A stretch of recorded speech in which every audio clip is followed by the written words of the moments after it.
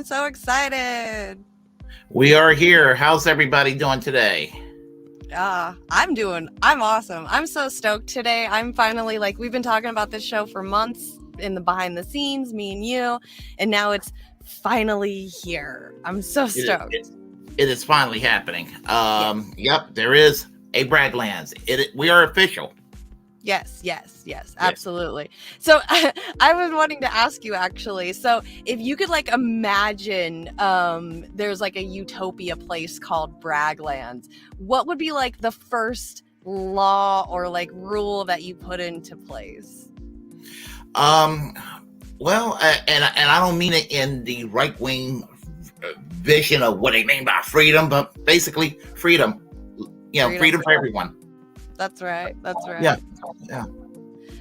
I would say everybody, basic necessities are covered no matter what. Roof over your head, food in your stomach, anything that you need to survive should be absolutely covered no matter what. You are taken care of. That way you don't need to survive. You could just thrive. That's part of what I mean by freedom. Freedom, freedom is the whole picture. Economic freedom, the freedom to have healthcare, education, housing, your basic necessities, freedom to express yourselves, freedom to be yourself, no matter who you are. No matter what background you come from, or who you are, what avenue of life, circumstances you are. We're all free. Yep, I agree. I completely agree. I know. We're going to have so much fun with this Braggland thing. I have so many ideas for it. We're going to create our own utopia here on this channel. That's what we're doing. We're creating our own utopia. And yes, kind of like creating a vision of what a society should be like. Yes, absolutely. Yes. I completely agree. So just so everybody knows, we are on multiple channels right now. We are trying to get the Braggland channel up and going. So if you are on the Braggland YouTube, Twitch, Rumble channel, thank you guys for showing up there. If you're on, I know I put my Vexing Vixens channel up today. So if you want to go check out Braggland with 2 G's over on Twitch as well. We're going to be streaming there. I'm getting all that. I think I got the VOD thing set up on there, so the channel will have the videos afterwards to watch as well. But starting off, I say probably for the first month or so, we'll probably put it on our own channels to kind of get the following over to the new Braggland channel as well. But thank you guys for holding it down on our channels too. So you guys are fucking awesome. Thank you all for being here. I know I saw Warren was here earlier. He said first, so we got to give him props. Warren is first. Congratulations, Warren. We will send you your Braggland cookie in the mail within the next 450 to 500 business days. Don't hold your breath. Okay. Oh, yes. And Ghostart is also in here too. Good to see you, Ghostart. Yes, F you, it's magic. We're fooling you and you don't like it. That's what I'm talking about. Good to see you, Ghostart. Thanks for coming over. He said freedom equals privatized water. Yes, no privatized water. Water is a human right. Oh. Rip off. Warren said rip off. He's not gonna get his cookie for a while, so it's okay. It's the promise to everyone. I'm pretty sure our cookie will get there before any kind of political change will happen in the United States of America. So be happy. Actually, the most delicious cookies I have ever had was the Ford Escort cookies. The what? Ford Escort cookies. 20 years ago, when I had a Ford Escort at the car dealer I bought it from, as soon as I bought the car, about a week later, I don't know where it came from, but it was sponsored by Ford. They sent over these really elaborate box of cookies. I mean, it was in a beautiful wrapping and everything, and they were delicious. I mean, they were soft and moist, and I don't know how the hell I remained skinny after eating that whole box at that time. But, that's so funny. But I did. Yeah. I'd have to say so I love all kinds of cookies. I like cookies that I don't get to have very often. So mine's really weird. Is my favorite cookie are the plain ass, like plain Jane chocolate chip cookies that you get in jail, like in the county jail. But then the thing is that makes them that much better is you get like, you know, those little like milk cartons that you used to get in school with the milk in them, or you get juices. You get the like the berry punch juice, the red juice, and you dip those cookies in that juice. It's probably the best fucking cookie I've ever had in my entire life. I don't know, just something about the chocolate chip cookie, like the stale, like you have to like bite into it really hard because it's just so like hard because it's been sitting in like, you know, bags for days and days because it's in jail. You dip that in that juice. Oh my Jesus. I swear, like I've wanted to go back to jail just so I can have those cookies and juice. It's kind of like a Chip Ahoy or something like that. Yeah, I don't know what. No, they're like these nasty. I mean, they're not even like any kind of brand name cookies or anything, because a lot of the things like especially like LA County Jail, a lot of their food is like, you know, mass produced and put in boxes and then shipped out to us. I think our like the food boxes names had like some kind of talk show host like Bob Hope or something on it, so it was like some kind of company. Don't know where these cookies are made, don't know who makes them or anything like that. Like I said, I've only had them in jail with that juice, like the berry juice. I've never found it anywhere else, so that's always going to be my favorite cookies. Okay, who would ever thought LA jail would provide a delicacy? I know, right? I know. Well, you got to make delicacies when you're in jail, okay? Because you're very, very, very, very strict to what you can and can't have. I mean, girls in there, we were making mascara out of coffee grinds and toothpaste, okay? It was nuts. Like we probably should a lot of us shouldn't even be able to see because we were like sanding down pencil lead and like putting toothpaste in that and then turning it into a gel and making it into eyeliner. Like we should not be able to be seeing right now. We should have pencil lead poisoning in our eyeballs. Wow. I'm almost thinking of the movie Reformed Schoolgirls with Wendy O. Williams. Have you ever seen that? No, but I've been waiting for somebody to make like a DIY book, like things that you can do, like make for yourself that people do in jail, because it's so crafty in there. It's amazing. Oh. But if you ever get a chance, check out the movie Reformed Schoolgirls starring Wendy O. Williams. I think it came out in 1986. Okay. So, wait, Wendy O. Williams? Wendy O. Williams. Okay. You got me thinking like Wendy Williams, like, you know, the Wendy show Wendy. I'm like, she did it. She was like the lead singer of the Plasmatics. You ever heard of them? Yes. Okay. Yeah. Is that's her. Yeah, she was the movie. As I said, it was kind of a humorous take, like a dark comedy it was like a dark comedy about prison life for young girls. Yeah. Oh, okay. Cool. Yeah. Warren says jail cookies mean something else too. I mean, I had that as well, but that's a whole different subject. I can get that outside of jail if I wanted to. So, yeah. What's up, Hirsch? Good to see you. Thank you for holding it down on my Twitch. That's awesome. Hi, Miss Sherry. I see Sherry. I know. I love her. I miss her so much. I miss you, Sherry. Okay. Yeah, I got a chance to meet Sherry too at the Rage Against War Machine. That was really cool. I know. That's like the one downer about being on the West Coast is all of you East Coasters get to meet each other and have fun while I'm just sitting over here like, one day I'll take a plane out there.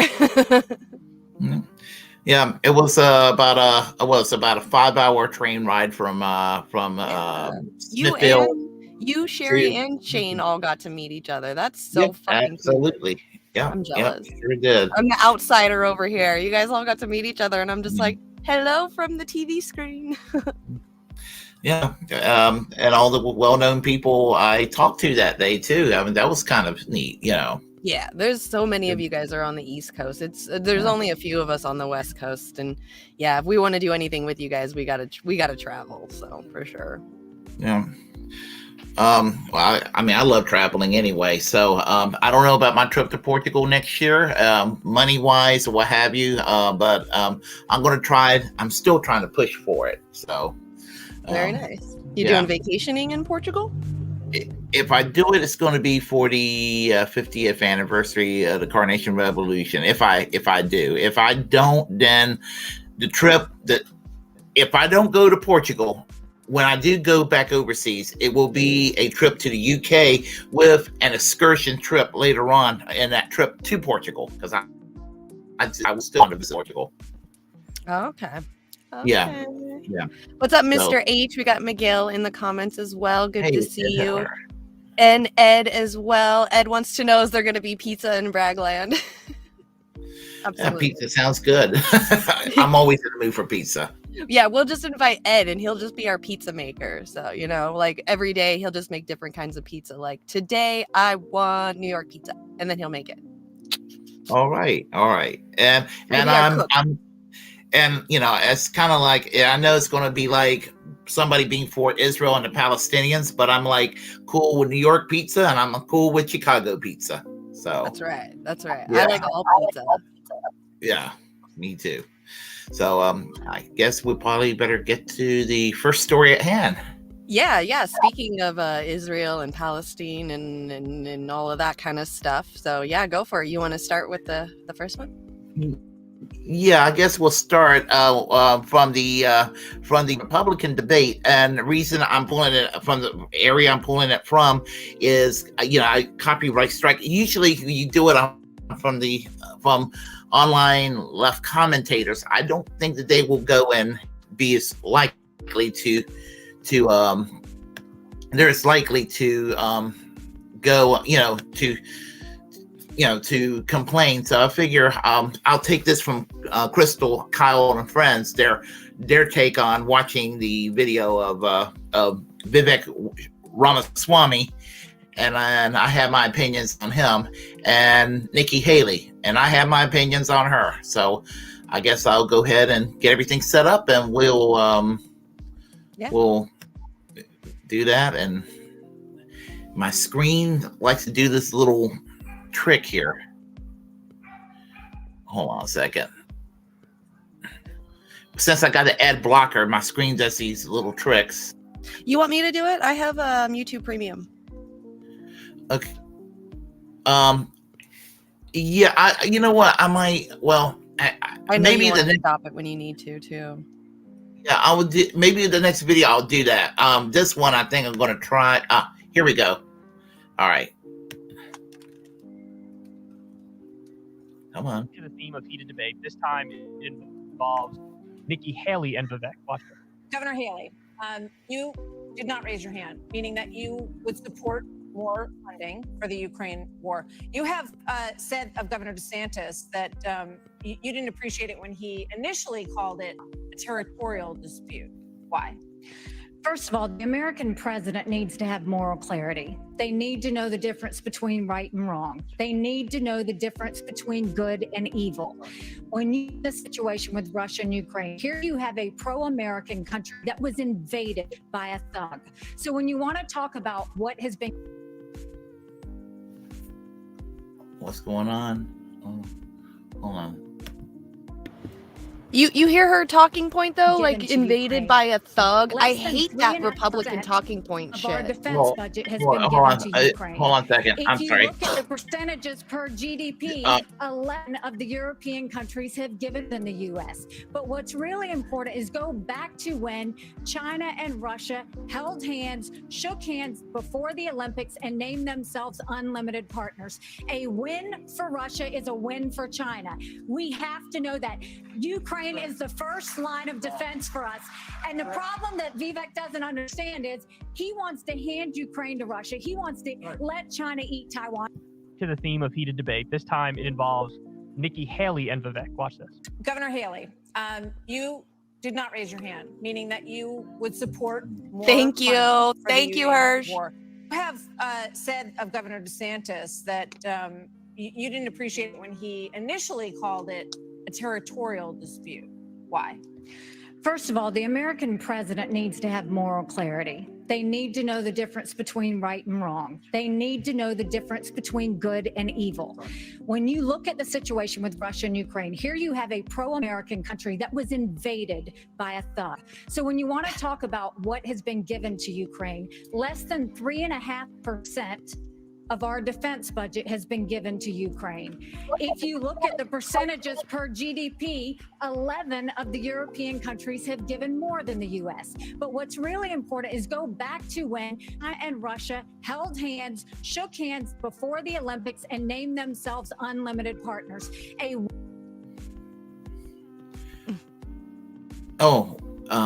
What happened to the screen? I'm sorry. No, I have no idea.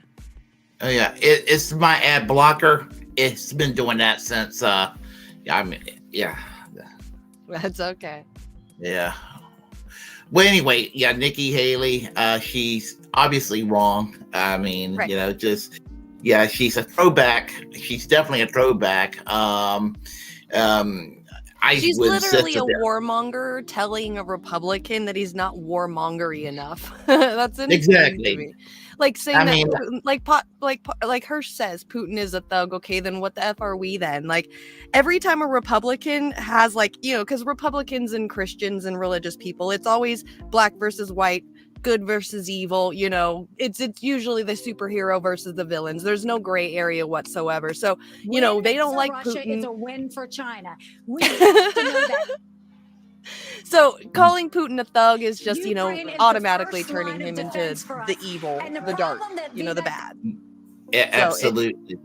And then saying that Ukraine is our front line of defense and a win for Russia is a win for China. Like, this is the warmongering talking points. I'm pretty sure that if you just changed, a win for Russia is a win for China to a win for Iran is a win for Saudi Arabia or something back in 2009. She said the same to other countries. She's just there. She has not seen a war that she doesn't like yet. And it's disgusting.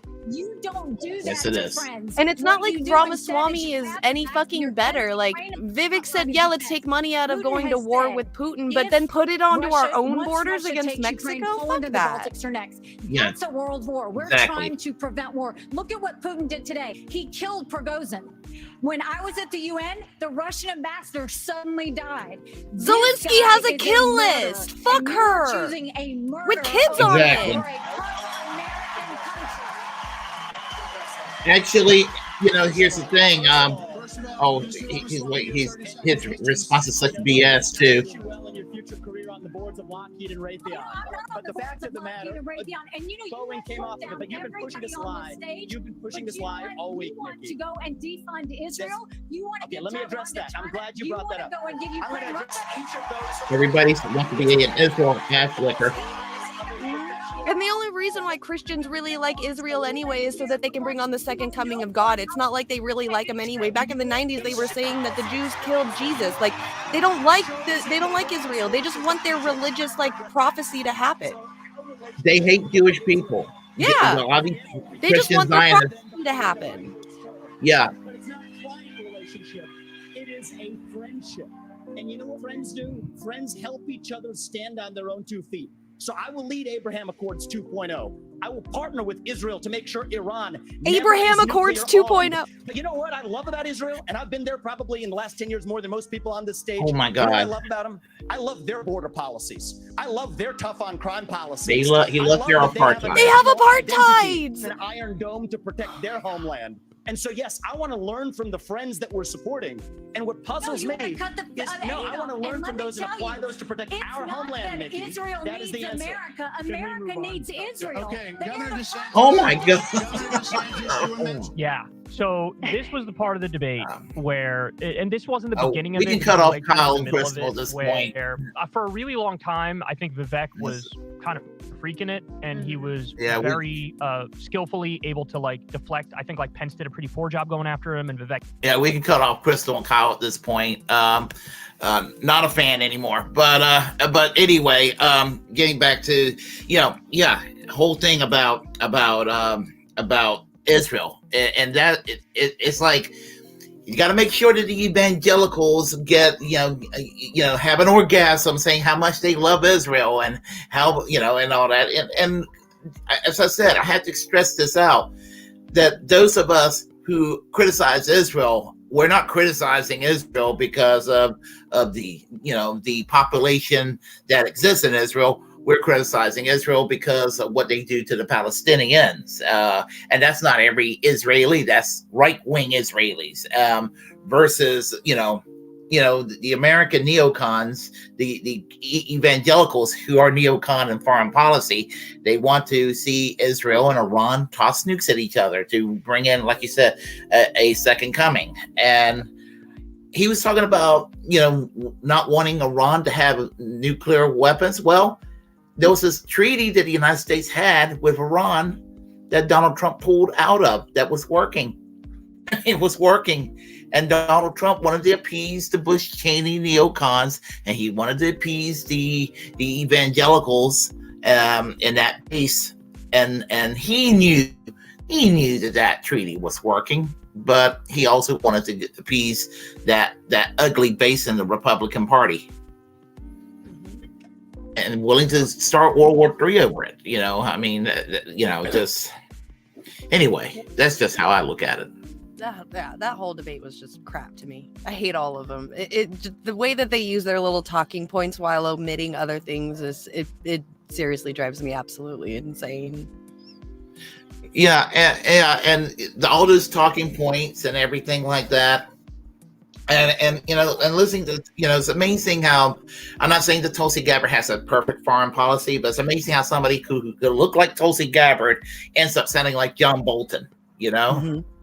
Yeah, I mean, and that's kind of what Nikki Haley is to me. She looks like Tulsi Gabbard, but on foreign policy, she doesn't sound like Tulsi Gabbard. And again, I have my criticism of Tulsi Gabbard on on a lot of issues these days.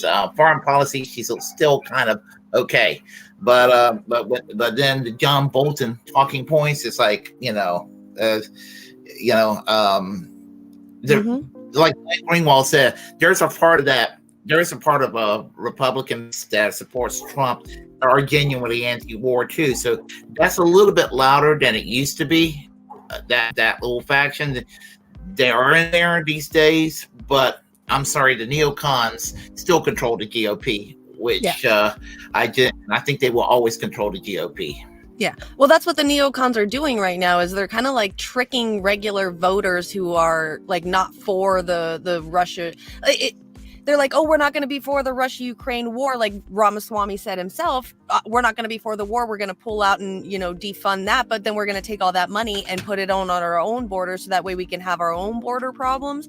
Like they're just switching things around, so like getting people to be like, oh yeah, be on my side because I'm that, and then like they'll get us lefties on their side because it's they're against the war with Russia and Ukraine, but then all of a sudden they'll go, oh well, let's have a war, or let's build the wall and have a war on our own borders, and you're just like, oh well, then you fucking lost me. But then regular Republicans are going to be like, oh fuck yeah, we want that wall, and then there it goes. Yeah. So and going into Mexico, that's insane. I have no problem with Mexicans here in the United States, but if they think they have a migration crisis now, an invasion of Mexico would magnetize that migration crisis. I mean, these people are so stupid when it comes to foreign policy, and a lot of them, even some of those, they're like okay on Russia, Ukraine, on China, Taiwan. They are still warmongering, and they don't fully realize that Russia and China are partners and allies of each other. So they don't want to piss off Russia, but they want to piss off China. And if you piss off China, you're going to piss off Russia still, and they don't fully realize that. Right. Yeah. And then the talking point of like a win for Russia is a win for China. Like that's the same talking point they've been saying since the Bush era with whoever we're battling with at the moment. It always is like, it's always been like that. Just right now it's Russia, China. So, and that's what we get to do. And that's, yeah, I know. And it's so weird too, is Nikki Haley was like, we don't want any war with Russia and China, blah, blah, blah. But then like calling him a thug, calling Putin a thug, like another fucking talking point that drives me insane.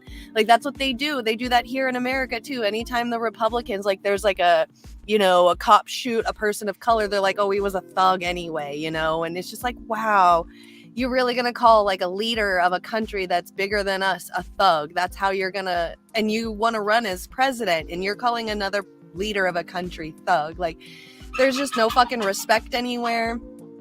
like or like you were saying earlier, how like the Iran nuclear deal, how, you know, we don't want them to have nukes, but look in North Korea, like we're not stopping them. Why are we, you know, like if we're gonna sit here and have nukes on every goddamn country all over the goddamn world, why are we stopping one country from doing it when, you know, like if anyone we should be worrying about would be like North Korea, and they already have them. So what the fuck are we, it just things in politics, man, it's just they literally really know how to confuse the regular person if the regular person couldn't, you know, put all the puzzle pieces together and figure it out for themselves. And it's just crap how they get away with it.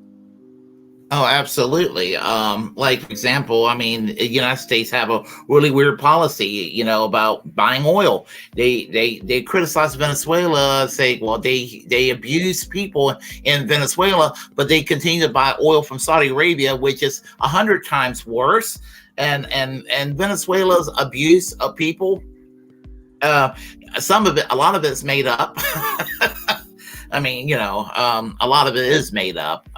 You know, just kind of like, and you know, it's just kind of like, and a lot of problems that exist in Venezuela today is of the United States making too, and that's another part of the equation. So, and in Latin America, you know, yeah, the problems. I mean, Hirsch just did that in the comment section right here. It says, "Why are people fleeing Latin America to come to the U.S.? Look at Kissinger and the U.S. State Department." Oh yes, absolutely. And yeah, I mean, the only thing I would say about Henry Kissinger is that he is actually on the positive side on Russia and Ukraine. He wants negotiations, and that put him on the kill list. Yeah. Well, there's 12-year-olds on that kill list. Yeah, saying that you know, how Putin killed whatever that guy's name is from the Wagner group, when like there are literal children on Zelensky's kill list. Like, isn't that one the girl that's like all about climate change and stuff, Greta Thunberg, isn't she on the kill list? She's on the kill list. Yep. Yeah. Yep. So you're not gonna sit here and tell me, you know, like Zelensky's some fucking saint when he's got kill lists, which people have on that kill list have actually died. There are people that have died on that kill list because they're liquidated. Yeah. And you can't tell me the American government hasn't done the same fucking thing too. Like JFK, Martin Luther King Jr. Like, we haven't done it ourselves. Like, come on now. You're going to call Putin a thug, then call your fucking self a thug, because you're doing the same goddamn things. Yeah, I mean, yeah, and think about that, you know, think about that kill list. I mean, you know, nobody, I mean, how in the world the United States could tolerate it when there are Americans on that kill list? I mean, several Americans are on that kill list today, and the United States has this kind of, you know, our leaders in this country should demand for the Ukraine to take these people off the kill list, no matter what their position is on Russia and Ukraine. I'm not hearing this from our leaders. I'm like, you know, yeah, I was like, nobody ever thinks about these things. It's like, you know, you have to make some demands, you know, and they're not doing it. Yep, exactly, Sherry. How many times did we try to off Castro? Exactly. I mean, Look at what we did to Gaddafi in Libya. You know, look at what we did to what's his name in Iran. You know, they might have been dictators and stuff, but at least they were trying to socialize and democratize and, you know, socialize their fucking country and give the money back to the people and stuff too. So, and what do? We kill them. But, you know, Putin is a thug because he killed off his own leader of his own militant group. Gaddafi, I've been thinking about doing a video called Rethinking Gaddafi at some point, because he actually had the most prosperous country in Africa. They were oil producing, they had universal health care, they had a high standard of living for the entire population, and you know, Hillary and her gang destroyed that country into a state. Yep, I agree. Absolutely agree. And if you ever want to do it, I'll be there with you. That's like one of my favorite countries to talk about. So yeah. And you know, and I think that he was to Africa in a lot of ways what Field Marshal Joseph Broz Tito was to Yugoslavia, and you know, and when he died, it was a matter of time before Yugoslavia just collapsed. So, and it's fragmented in 2000s. I didn't even know this until recently. Big man crap's gonna kill me for saying this. I didn't know this till recently. Yugoslavia was not it ceased being a country in 2006. I thought it ceased being a country much earlier than that, but they ceased to exist in 2006. So yeah, good to know. I did not know that. I did not know that until recently. So yeah, same. Is it still on the map though? Is the various countries, Serbia, Croatia, Herzegovina, they're all part of the whole entire socialist federation of Yugoslavia. Okay, that makes sense. Okay. Yeah. All right. So, are we ready to get on to the next subject? Yeah, let's do it. All right, cool. All right. So how we're going to do this show, you guys, is we're doing one and then the other. So he's got a lot of political stuff. I've got less political things, more, I don't know, less politics, more issue life stuff. So I don't know if anybody has ever heard of this family. Probably most likely not if you're not like a YouTube watcher or anything like that. So there's YouTube has had this area, this little bubble world of family vloggers. So these couples, they video their daily lives every day with their kids. Sometimes they'll start off with just the two people, and then they'll start having kids throughout their vlogging experience, so you get to see this family grow, kind of thing. And there's all different kinds of families that have all different types of vlogging. I mean, you can even find like gothic parenting all the way down to Christian parenting. So they're called 8 Passengers on YouTube, a Christian family. They've been vlogging for years and years and years. They have 8 kids. So recently some stuff been happening. They vlog their daily lives. A lot of us have been trying to get them in trouble, at least in some way. Like, it's just the way that the parenting has just been really, really scary and bad and not very great. So some new news, if anyone has ever heard of this family, which probably not, we get to learn. Let's see. How do I make this? Wow, they did an update on StreamYard. I'm kind of impressed. Okay. Maybe not do that. How did you make it big like that? Well, the little box in the corner. I know, I just did it, but it made the whole. Okay, hold on. Let me see. Yeah, see, it's making my whole screen that. Yeah. That's usually how I do it. And you just have to watch it whole screen like that? Yeah, I just usually try to get the picture to be wide like that. That's wow. And Okay. usually there's a delay now since I had, the ad blocker kind of slowed down my computer a little bit. Right. Yeah. Okay. All right. So we're going to watch Sloan talk about it because I love Sloan and he's probably one of my favorite YouTubers right now to talk about this. He does a lot of the YouTube drama stuff and I absolutely adore him. So let's watch him talk about it.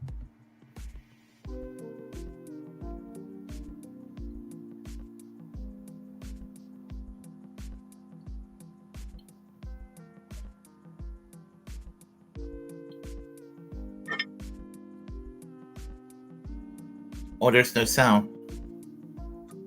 What? Oh, there's no sound. It doesn't have sound? Is that what you said? Wait, you say there's no sound? There was no sound.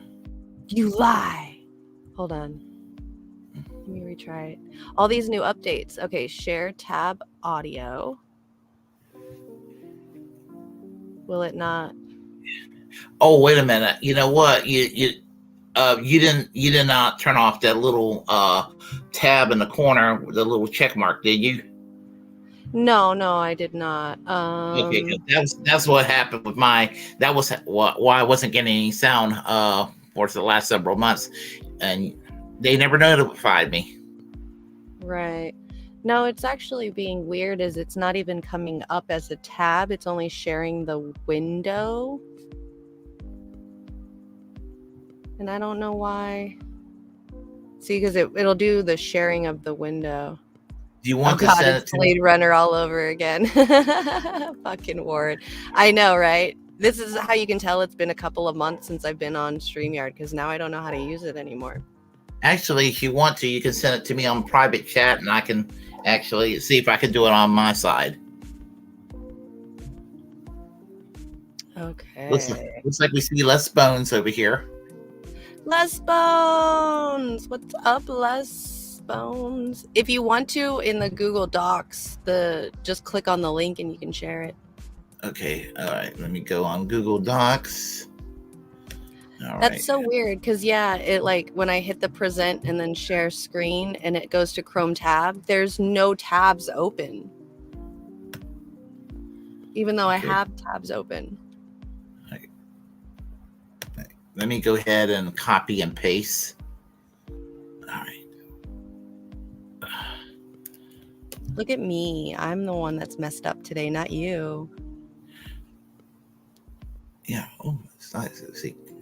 You're traveling, Ed. Where are you going? Have fun. Hopefully that'll. I know. We got to bring the banana phone song in here now.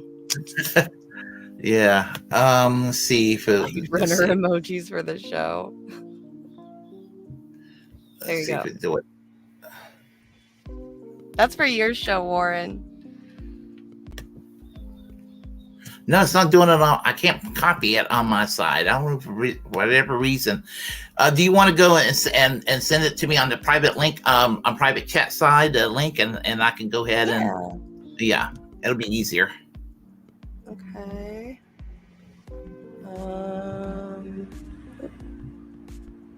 Private chat.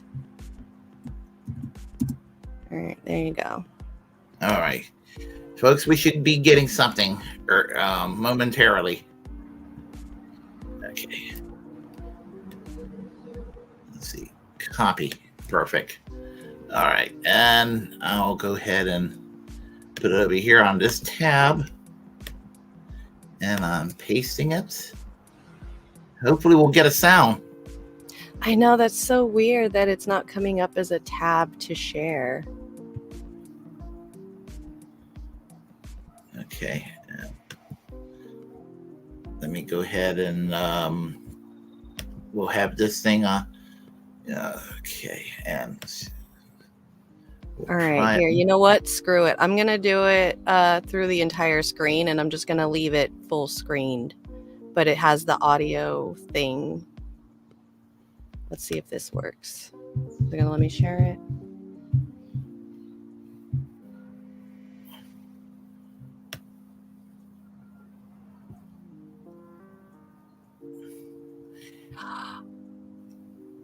Oh. Never mind. We don't want to do that. It's like oh, wait a minute. Oh, wait a minute. What's going on here? Okay, it's like, oh, and I'm still getting like, okay, hold on a second. Okay, I'm getting it on my side. Okay, so we're gonna go ahead and get everything set up. Well, at least we'll get. We're going to be getting. Yeah. We'll just do it this way. And you know what? It's good. I'm gonna share it because I think what it is because I have a whole new Google thing on my side.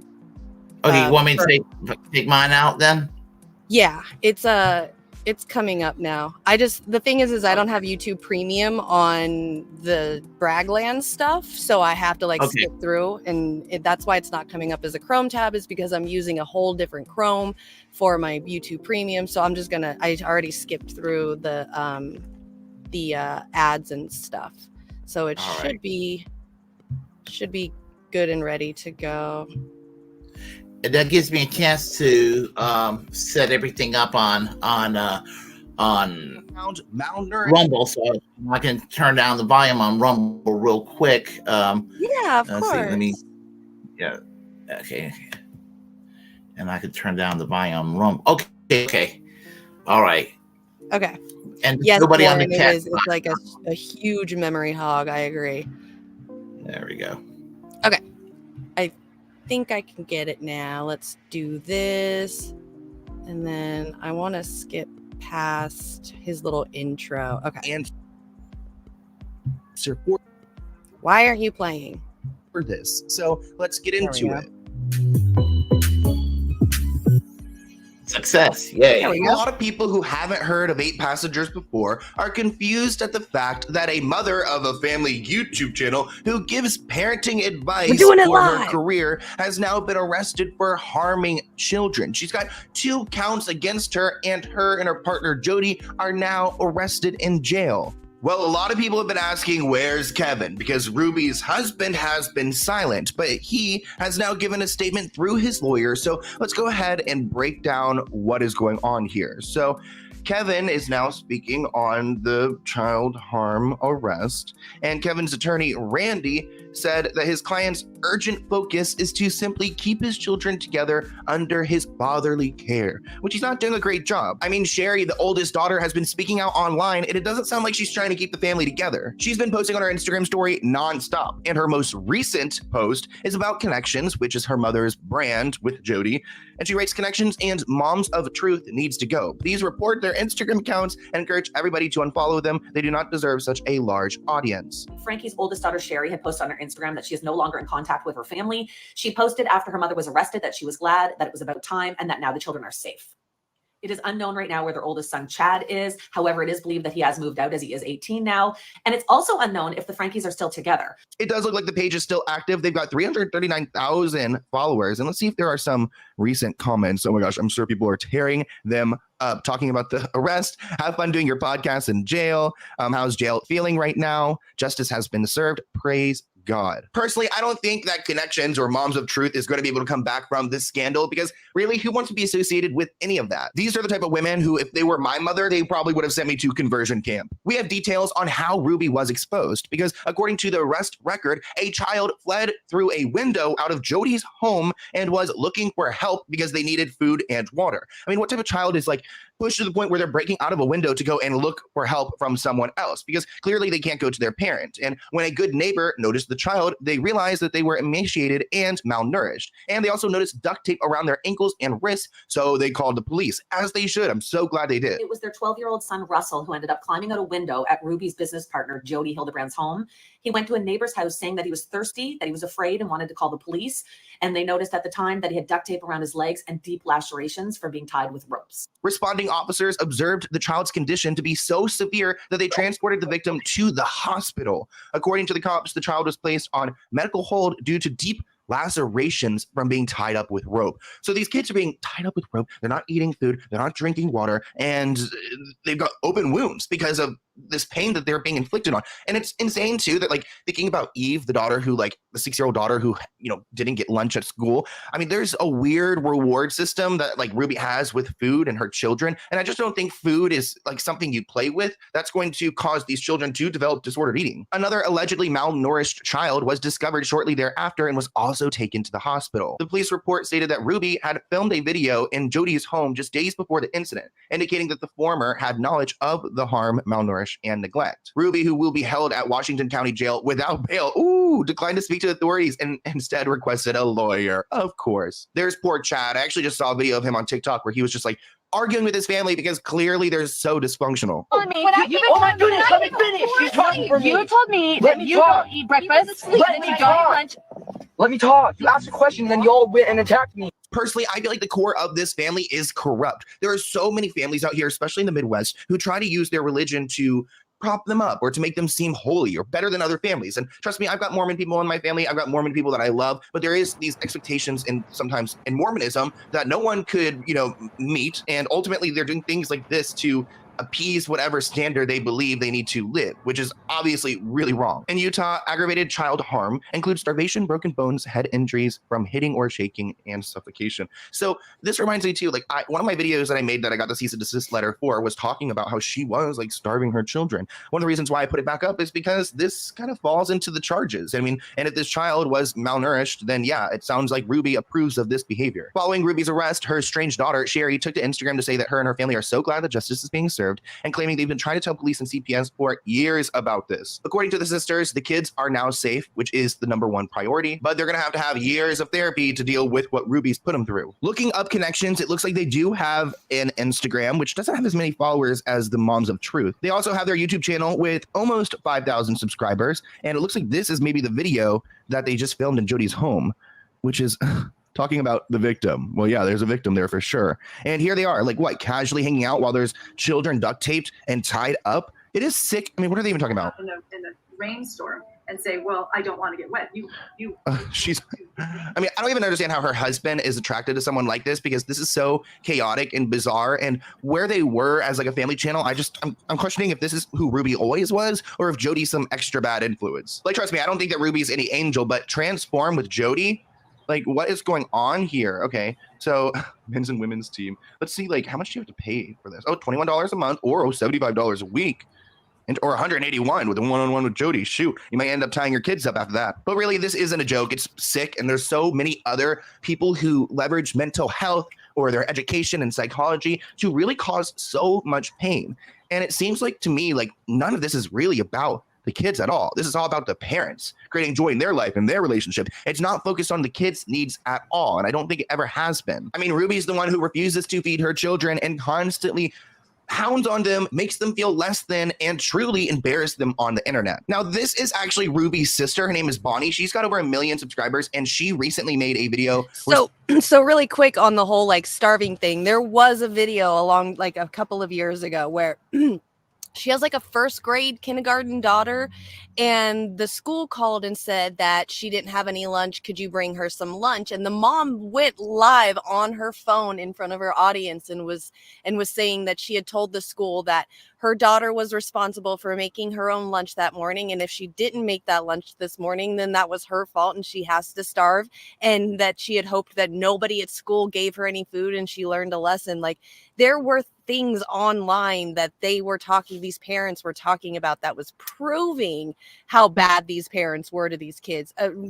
Their teenage son got his door ripped from his room and his bed taken away for like 8 months because he decided to pull a prank on his brother. Like, the punishments for these kids, it was just horrific and horrible and just over exaggerated, or not like over exaggerated by the kids, but like the parents just did way too much to these children as punishment, and then just made their life look like it's happy because this is the Christian religion, you know, spare the rod, spoil the child is how they go about saying how to you know, take care of their kids. So to see them finally getting arrested, to see, you know, that kind of thing is sweet justice for me.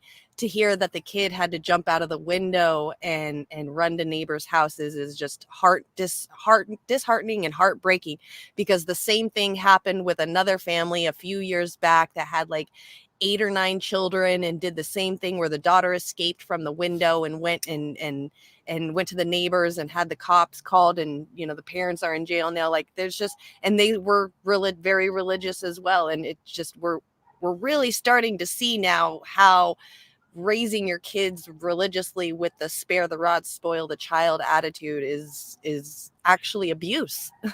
Yeah, it just, you know,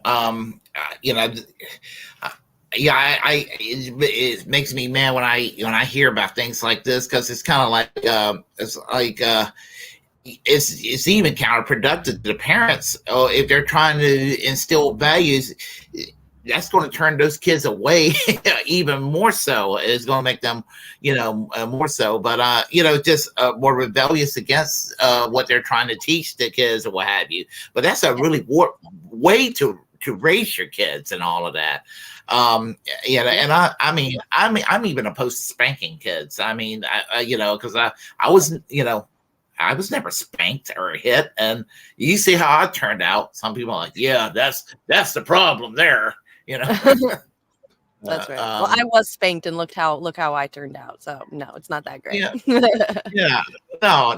I'm seriously. I'm sure you weren't raised anywhere near like that. So.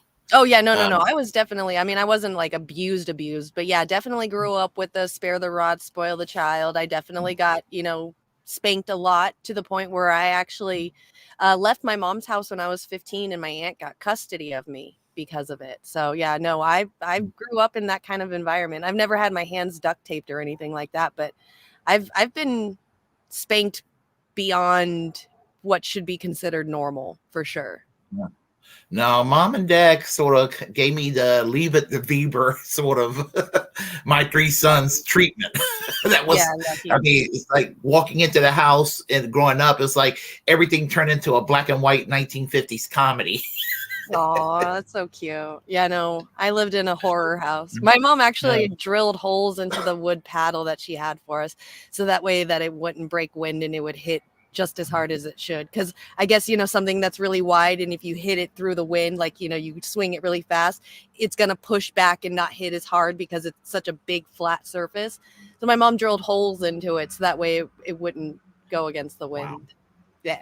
Yeah. Yeah. Well, that's these families, though. I mean, that's these Christian families. That's what they're doing. And it's so good to see like this, because this is a family that I've been watching for years, hoping that something would happen with them, because watching her reminded me so much of my own childhood. A lot of it, like when I heard that she ripped the door off of her son's room. I think like from like the age of 13 to 15, I didn't have a door in my room. Like there was no door. I had no privacy. Anything that was in my room was my mom's, and my mom could take it no matter what. So it's just so familiar to see that kind of justice. It's like, okay, cool. Like I'm not crazy. My mom was a psycho, like it's nice to have it, to see the justice, because I get that little thing in my own head. Like, okay, I'm not the bad one. I'm not the crazy one. Wow. Yeah. No. Okay. One time my mom exactly, slapped Lauren. me. Save spanking for adults. Yeah. No, my mom did slap me once, and because I had a bad day from school, and I was very ugly to her, and she did slap me one time.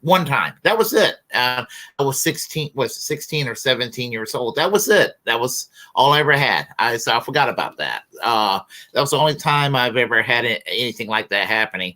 So if that's abuse, that's probably the extent of it. Right. Yeah. That's right. Yeah. Well, I think there should be zero tolerance over that sort of thing. Seeing that horrible. gave me sweet justice. Hopefully, they just got arrested. I think the news just started popping out yesterday. So it's everything that we're getting right now is just barely beginning. I know that the mother got a lawyer. She is being held in jail without release. The husband is wanting all the kids together. He has not been arrested. But that's all we know of so far as of right now. I mean, she hasn't gone to court. Trial hasn't even started or anything. Like, this is still fresh. It was just cool to see like nice justice for once, especially for these kids that are being abused by these religious nuts that think that they're doing the right thing. Yeah. Just asserts, and as I said, zero tolerance for abuse. Every time when I go and see a kid with a black eye, and it's obvious that the parents did it to the child, I'm just like it kind of breaks my heart, and to see that that sort of thing would go on, Yep. Exactly, yeah. Sherry. Us atheists are good for something. That's right. That's fucking right. What's up, California fools? Good to see you over on the Twitch. Let's go. Who else? Anybody else show up? No, nobody else showed up. All right, you ready for your second one? Yeah. Yes, I am. And this is a pretty short one. And it's an article, a very quick article, if I could find it. Right. Yeah. It's basically it's about the issue of ranked choice voting that we're both familiar with, and I have become a firm believer in ranked choice voting. And basically, the article says this is Business Insider. DC Democrats argue ranked choice voting is confusing to voters in predominantly black areas as they seek to block a potential vote on implementing the system. And it's written by Brian Metzger, August 9th, 2023. It says DC Democrats is trying to stop an effort to implement ranked choice voting in the city. They argue that they argue in a lawsuit that low-income black voters will be confused by the system. Organizers hope to put the system up to a vote in November 2024. That's pretty much it. But just that alone just made me very angry, because that is incredibly insulting to African Americans. Oh, I can't hear you. Hold on a second. Oh, yeah. Sorry, I was smoking. Yeah. So they're making it seem like the people of color are not smart enough to understand how to vote a little bit differently than the crappy voting system that we have as of right now. Yeah, I mean, you can go to stupid, and it's rude. You can go to some countries in Africa or certain countries in Latin America, black population in Africa, or the brown population in Latin America, that they have a complex, sophisticated system of, more so than we do in the countries. They may be poor, but they're still democracies just the same, and they will still have the system where they'll have a healthy multi-party system in there. And and to say that to suggest to Americans, African Americans, that they will be confused, I hate to use the term plantation mentality that the Republicans use, but when the Republicans use it, when they use it, I am very suspicious when they use that term, but it is kind of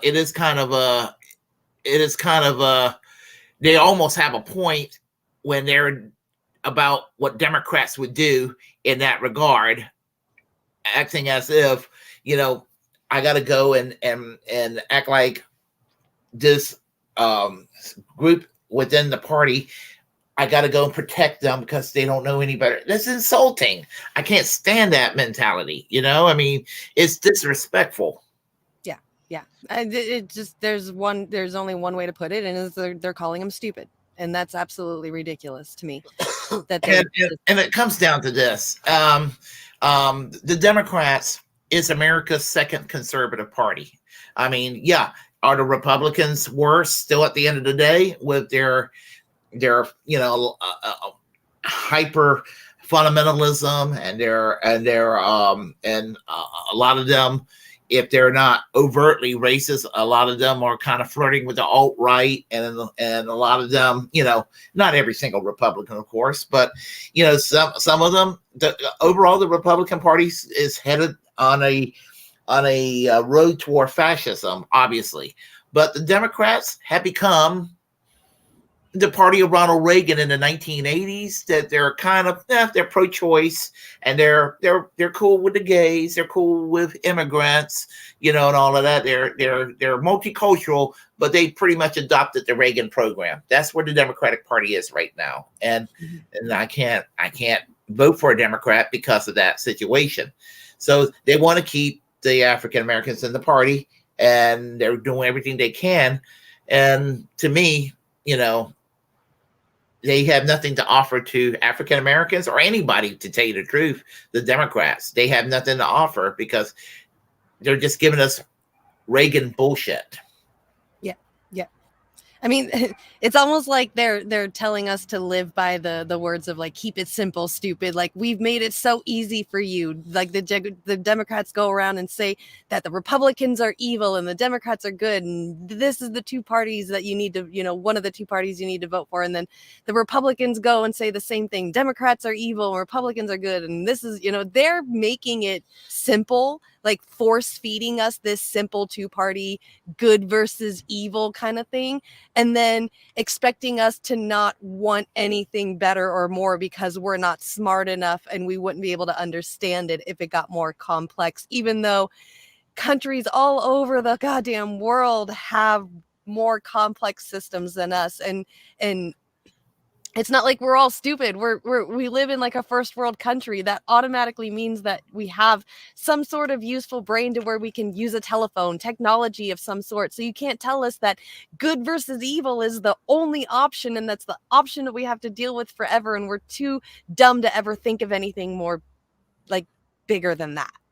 I was taking a look at the Duma on Wikipedia the other day, the Russian Duma, and for all, are there any faults that Putin has? And is Russia by any stretch of the imagination a perfect country? Obviously not. But I was looking at their electoral system. They got a more democratic system of electing people than we do. I mean, even the old Soviet Communist Party has a healthy representation in the Duma today. I mean, I was like, wow, he still gets votes, So, I mean, other countries that, us Americans say is just like us have more parties than what we do. Canada, the UK, they have more prominent parties in their government than us. It's just us. They're purposefully keeping it simple so that they think that we stay stupid and never want anything more. And when we ask for something more, they're like, oh no, we've had it like this forever. Sorry, you guys are dumb. You can't handle it anymore. Yeah, Canada's not perfect country by any stretch of the imagination, and Justin Trudeau exemplifies Canada's flaws right now. However, right. They have a healthy political system, electoral system. There's like 5 or 6 political parties in their parliament. They do the same. They do the same as we do. It's winner take all, but they don't have these restrictions that we have here. Same with the UK. They have 8 political parties overall in the House of Commons. 3 are like the dominant ones, but there's like a handful here. You get an individual there, and an individual from this party and that party there, here and there. But it's a far better system than what we have here, with just only 2 people, only 2 parties expected to win, and we get shit and shittier every 2 years. Yeah, exactly. Well, another big problem too is the fact that pretty much like the majority of our political people that are in office are like the silent generation, which was before the boomers. So it makes it even, they're going to automatically think that the rest of the country is dumb because they're older than us and they think that we're all young and stupid. So. Yeah, and I tell people, I mean, I'm in the Green Party, but if I had it my way, I would love to see an independent Labor Party in this country, like some of the European countries have, something like that. I mean, that would be what I would love to see here in the United States, something viable like that. The New Democratic Party of Canada would be my model. The NDP, they are kind of like the model I will kind of like to see the United States go after, although they kind of gone downhill recently, but still a better, they're still better than Bernie and the squad here. So, right. Yeah. So anyway, yeah, I want to see ranked choice voting. Me too. Flourish. It needs to flourish. Me too. I agree. Yeah. I know that there's people getting very involved in starting chapters about getting ranked choice voting in each state. So, I mean, I see that there is starting to become a momentum for it, at least in the local levels. So, it's still a work in progress, but yeah, we're wanting it. A lot of people are wanting it for sure. Last year, I interviewed somebody, but he only could do it through Zoom, and I don't know how to do Zoom. So that was a video that never came through. and there was a gentleman in Alaska named Santa Claus that ran in an open primary, and they did ranked choice voting in Alaska. He came in 5th place with $300. Wow. And he was the mayor of, get this, North Pole, Alaska, and he changed his name to Santa Claus. That's so awesome. But he came in 5th out of 48 candidates. He came in 5th place. So, yeah. And then they did a runoff. Yeah, they did a runoff, and then there was like 3 candidates, and I know that kind of confuses people with the runoff, but I still gives you choices, options. Yep. Absolutely. I completely agree. Yeah. So I guess probably I guess we'll do the next story. Yeah. Speaking of politicians. Yeah. So I actually wanted to show this.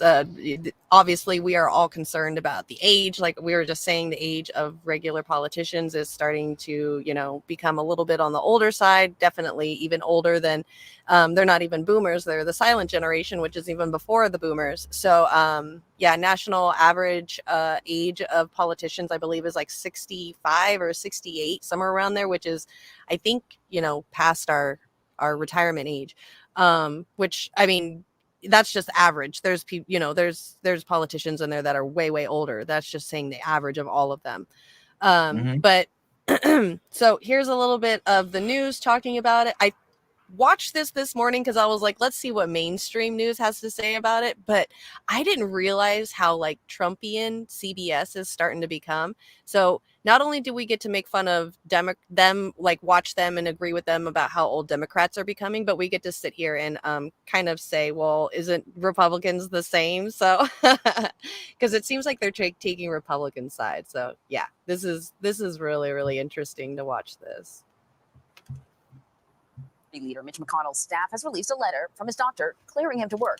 Now, this is after McConnell appeared to freeze in the middle of a press conference for the second time in less than 2 months. The incident has made aging lawmakers and their health a focal point amid the 2024 race for the White House. So Ashley Etienne and Kevin Sheridan joining us now. Ashley is a CBS News contributor and a former communications director for Vice President Kamala Harris and former House Speaker Nancy Pelosi. And Kevin is a founding partner at Protein Public Affairs. He previously served as a spokesperson for the RNC and as a senior advisor to the Romney-Ryan 2012 presidential campaign. I see Jamie looking at me saying, how long is this intro?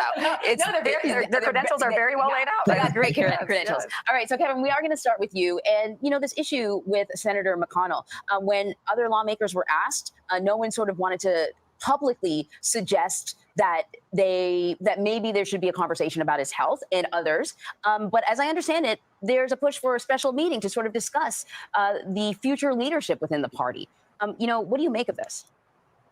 Well, up until now, both parties have had our lawmakers in both parties have not been able to put pressure on anyone, due to age, because I think they want to be, protected themselves as they get older in office. But this may be a hinge point moment. Which absolutely sounds legit. Like the reason why these younger politicians haven't said anything yet about, maybe these older politicians should get out of office and retire is because they're worried about themselves, their career politicians themselves.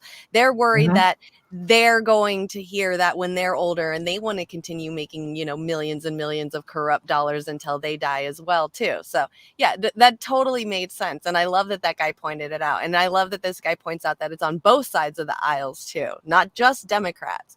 Isn't Mitch McConnell a fucking Republican? He's the ultimate Republican oligarch. Yeah, that's what I thought too. Okay, because like CBS, like just wait until we get a little bit further. Like they're just going to talk about Democrats and stuff. But I could have sworn Mitch McConnell is Republican, and he has had 2 early tab closes in his head twice in a month. So yeah. Okay. Actually, my mother's actually gone through what he's gone through, and those are like little mini strokes. I can guarantee he's having mini strokes. Right. And apparently, his doctor said that he's fine and he's still okay to go back to work and stuff. Like that's what my doctor. That's what her doctor tells my mom. Really? Yeah, and she functions well, but sometimes she'll my dad would tell me that she kind of freezes up and everything, and just just gets all still for maybe about a minute or two, then she's fine. I'm honestly. But would you want her to run a country? No. I mean, No. yeah, Okay. No, I'm just saying, if Mitch McConnell does have to. Go ahead. No. I was saying no. I mean, no, but no. I was just saying. I'm just saying that's one area where I can relate to Mitch McConnell is what my mom's going through. I mean, politically, they're not alike, thankfully. No. Yeah. No. Thank goodness. To step down, then does that put pressure on other very old elected leaders like our president? And does that start to ratchet up some discussion inside the Democratic Party to say, look, 80 years old is tough. There's not too many Chuck Grassley's around at 90 that can still do this job. If anybody who's had an aging parent or grandparent has seen this, the progression can be quick once they start falling, and the age takes over. It's going to get us all. Yeah, well, that's true. None of us get out of this alive, do we? You're lucky. Yeah. So, Ashley, we're talking about this, but Dianne Feinstein's name has come up. This is a two-party problem. There's issues in both parties. Does the president age? We've seen it is a concern for voters out there. Does this incident with Mitch McConnell, who's roughly around the same age as the president, hurt the president himself? Well, I can just tell you my experience is that age is nothing but a number. I've worked for two elected officials, Speaker Pelosi, who's 80, as well as President Biden. And I had a first row seat to watching Pelosi masterfully handle Donald Trump. And, when we look at the current president, he's had unprecedented bipartisan legislative successes. So from my experiences, age is nothing but a number. But what we're seeing with McConnell is something very different. I really believe that his staff is doing him an incredible disservice by continuing to put him out there. There's something clearly very serious going on that you didn't see with my two former bosses that's happening with McConnell now. So I think the issue is very serious for both parties when we talk about Feinstein as well as McConnell. But in my experience, age is nothing but a number. And I don't think we should disparage anyone based on their age, but, especially given what we've seen from those two leaders that I've worked for.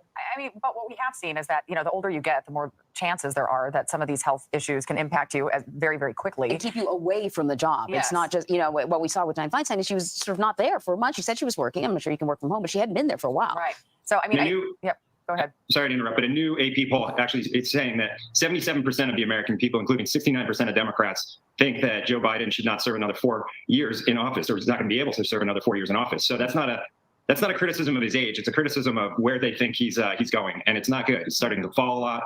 He seems to be dozing off in meetings and wandering around stage. We've all seen it. They can spin it, but the American people are seeing it. Kevin, I want to switch topics a little bit. So we're finding out now that Donald Trump's Georgia trial is going to be televised and streamed. I want to ask you about whether or not you think that will work in his favor or could be severely detrimental as the American public really hears sort of the details of the case against him. Oh, no. Oh my God, I'm so spoiled. I am not used to ads. Who knows? It's going to happen in the primary. I think if conventional wisdom holds, it's going to be the trial of the century or just pure pandemonium. The courthouse will be probably nuts. I can't imagine the scene there. And I guess Donald Trump, as a candidate, is always an X factor. Stuff that usually, as we've talked about many times, the sort of stuff that will kill one candidate kind of bolsters him. Props him up a little bit. That's actually, there is all this attention on Trump. Do we know why Biden's staying so silent? Well, because I don't think he's actually staying silent. It depends on what we're talking about here. I mean, he's continuing to make this case that we have to strengthen democracy, that democracy is in a very fragile state right now, and we have to continue to, as a nation, fortify her. So I don't think he's remaining silent. Now, he's not talking about Donald Trump's indictments because, I think he's operating above board on that. He's not above board, operating above that, right? And is above the fray and is really focusing more on, the job numbers today that you guys just talked about in the last segment. So he's focusing on his positive agenda and allowing others to talk about Trump's indictments. And in fact, he doesn't have to. I mean, if it's televised, I think that's going to be the best thing for a healthy democracy is that we see this, that the American public gets to see the evidence in front of them, that there's no questions, it's unfiltered. We get to see directly, very similar to what happened with the January 6th hearings. So, I don't anticipate that the president or any of his staff will be weighing in on this, but they will continue to make the point that we have to shore up American democracy and that Donald Trump is the greatest threat to that.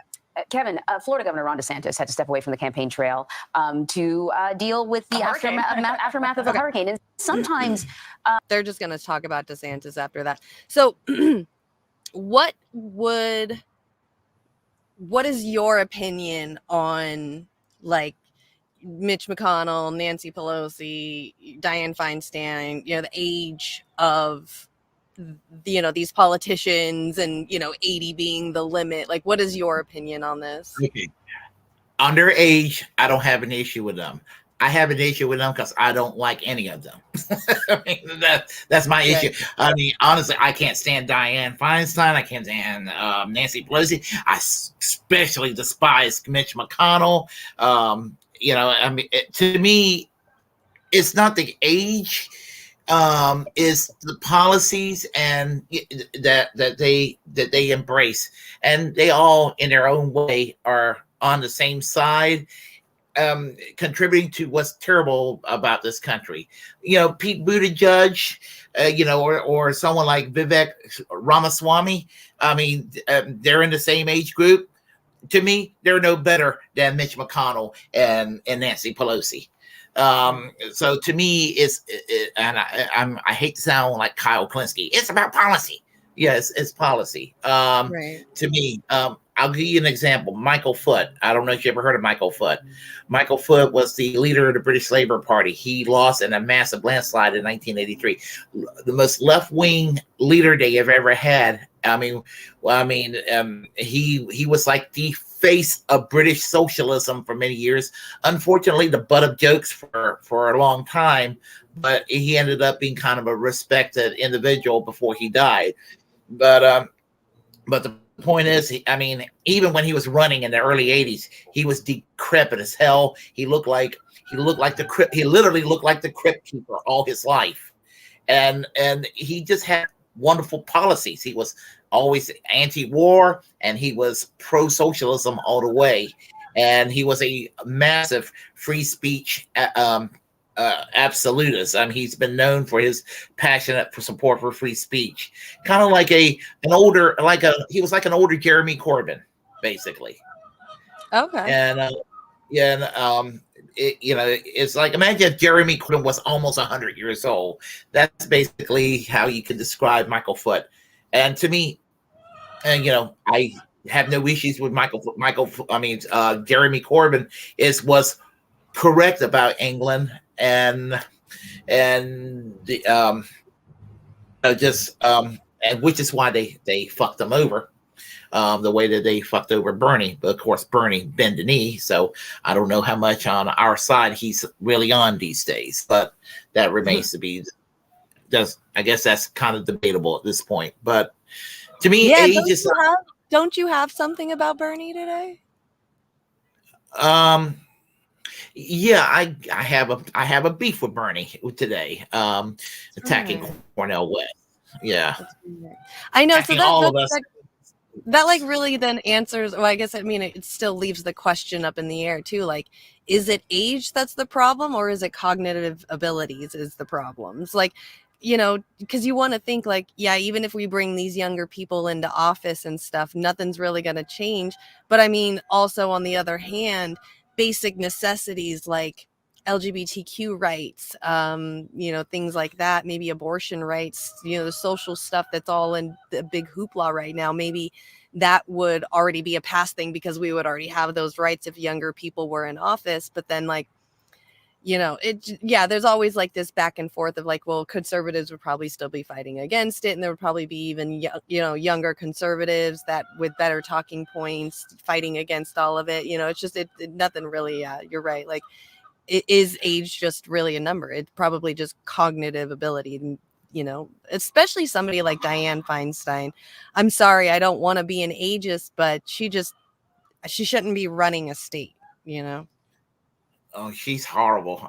Ever since I first heard of her, she's always been a horrible person. Yeah. I've heard of how she ran the city of San Francisco's mayor. So,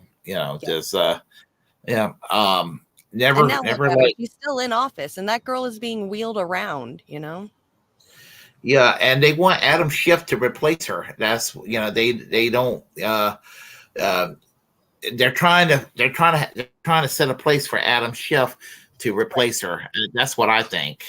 No, that's exactly what they're doing. So they're wanting, certain people are wanting her to retire right now. And Nancy Pelosi has said to her to not retire, because if she retires, then that'll give it more time for an open spot for other people to start running for office.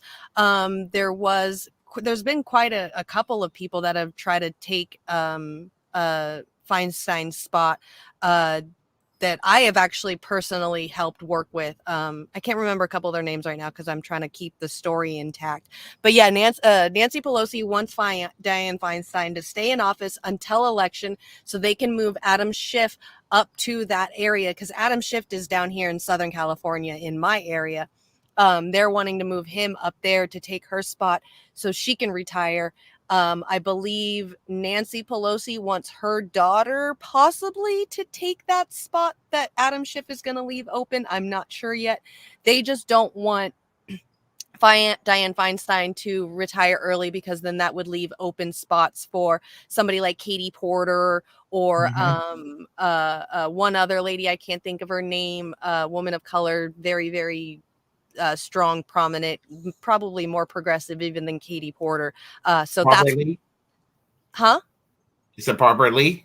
Barbara Lee, yes, thank you. Yeah, so those two ladies are actually wanting that spot. And so if Dianne Feinstein retires early, they're going to go run in that spot. But if Dianne Feinstein waits until the election time, they can get Adam Schiff up there and be able to pour in a bunch of money and promotion to get him elected in that spot. So those two women don't win. That's exactly what's happening.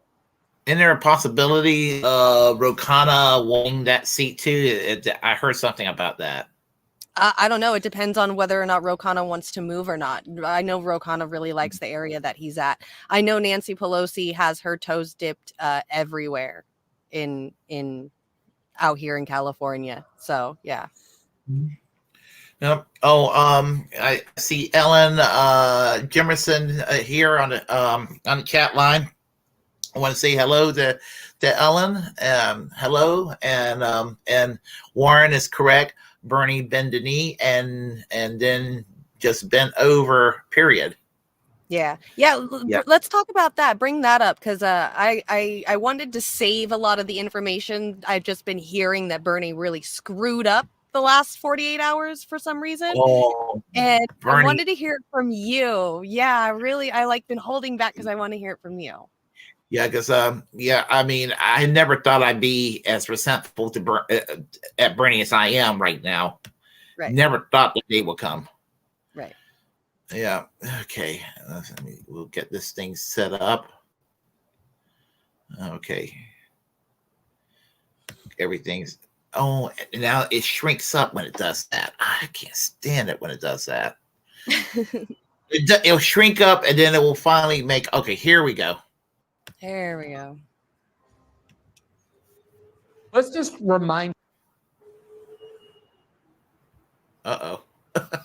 As I said, the ad blocker, that's the side effects of the ad blocker.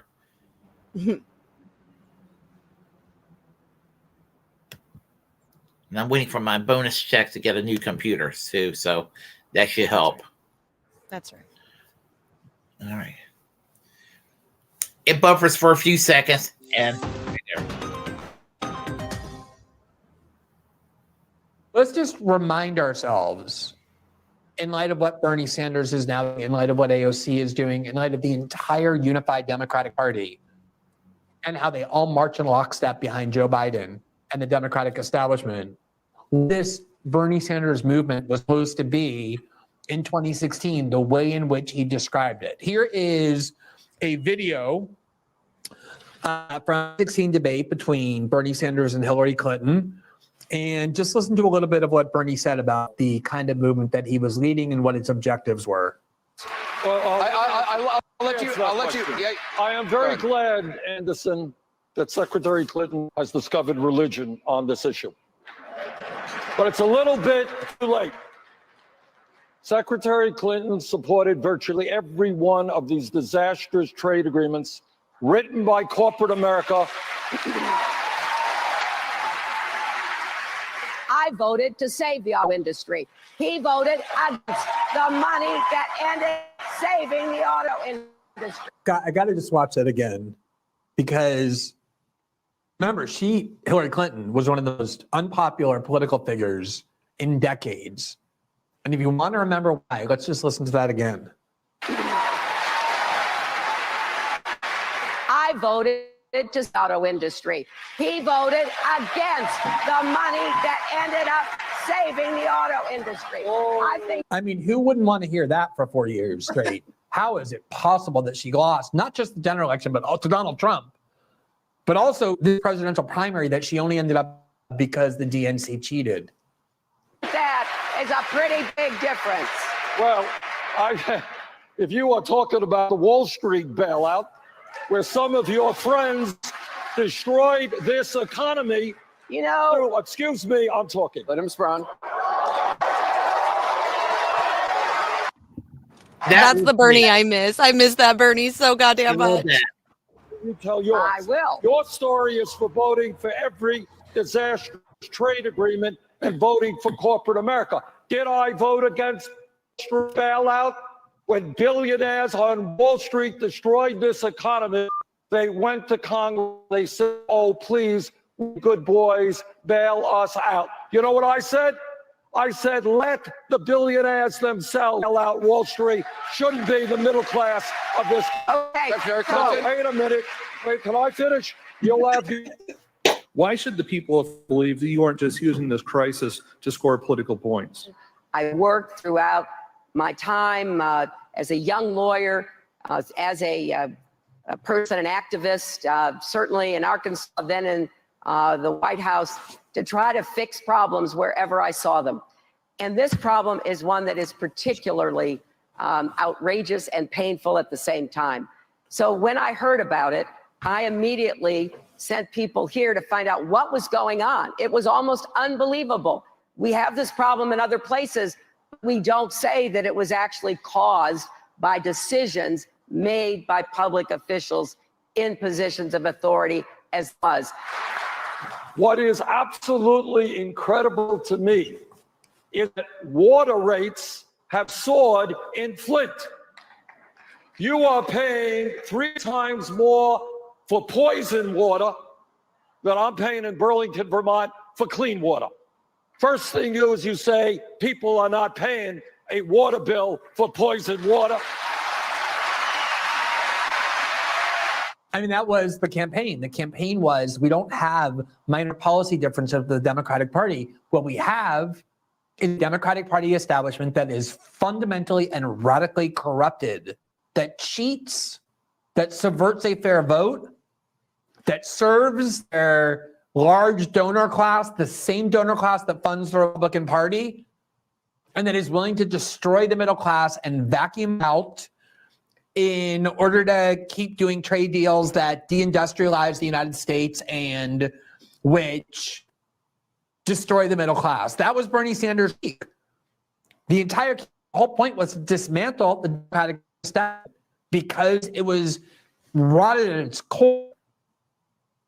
I want to bring Sabby on in just a second to talk about what the Democratic Party and Bernie Sanders are now doing. But before we do, let's just look at one other video clip just to remind ourselves of what these Democrats just a few years ago were pretending they were, what they pretended to believe.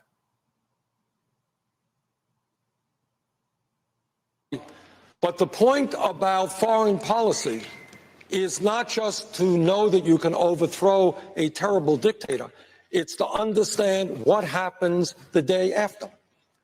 And in Libya, for example, the United States, Secretary Clinton, as Secretary of State, working with some other countries, did get rid of a terrible dictator named Gaddafi. But what happened is a political vacuum developed. ISIS came in and now occupies significant territory in Libya and is now prepared, unless we stop them, to have a terrorist foothold. But there's nothing new. This has gone on 50 or 60 years, where the United States has been involved in overthrowing governments. Mossadegh back in 1953. Nobody knows who Mossadegh was. Democratically elected Prime Minister of Iran. He was overthrown by British and American interest because he threatened oil interest of the British.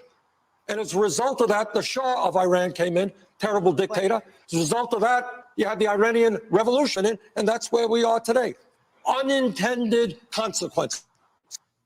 All right, so the Democratic Party is a party of corporatism. It is corrupt at its core. It goes around the world supporting wars and the overthrowing of governments that unleashes huge amounts of anti-American sentiment. That was the critique of Bernie Sanders. Aim straight. That is the Bernie Sanders I miss. I want that Bernie Sanders back. Where the hell did he go? Right. I know. I think that's what everybody in the audience is saying right now is what the hell happened to that Bernie? That was the Bernie I loved. That was, so good. And you know what? You know what? There was a previous Bernie that was even more radical than that Bernie. Yeah. Yeah. He fell into the party lines. I mean, he fell for the propaganda of good versus evil, that the Republicans are evil. Even though he wasn't even a Democrat himself. Like, that's the crazy thing to me too. Like, he was never a Democrat. He only ran for as a Democrat because he knew he could get the numbers and win. That was it. He went back to being independent afterwards. Like, you're still toting the line for the Democrats because you fell into this pit of good versus evil again, like everybody else. He doesn't want to be the next Ralph Nader, and he's scared that he in the back of his mind he's like, I caused Donald Trump to win the election. Hillary Clinton is right. I caused Donald Trump to win. No, you didn't, Bernie. Yep. She caused Donald Trump to win. Yeah. This is why we don't get idols. This is why we don't idolize certain people or anything like that. There's that always saying like never meet your hero and stuff. This is why, because you end up finding out that they change.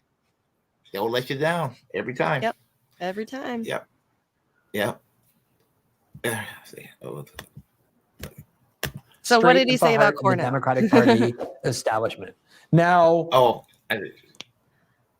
just this week, Bernie Sanders presented himself as the chief unity enforcer of the Democratic Party, degrading himself to such an extent that, as you see here in Politico, he attacked his longtime friend and vocal supporter in 2016 and 2020, Cornel West, who's running as a Green Party candidate. We had him on our show. We intend to do so again.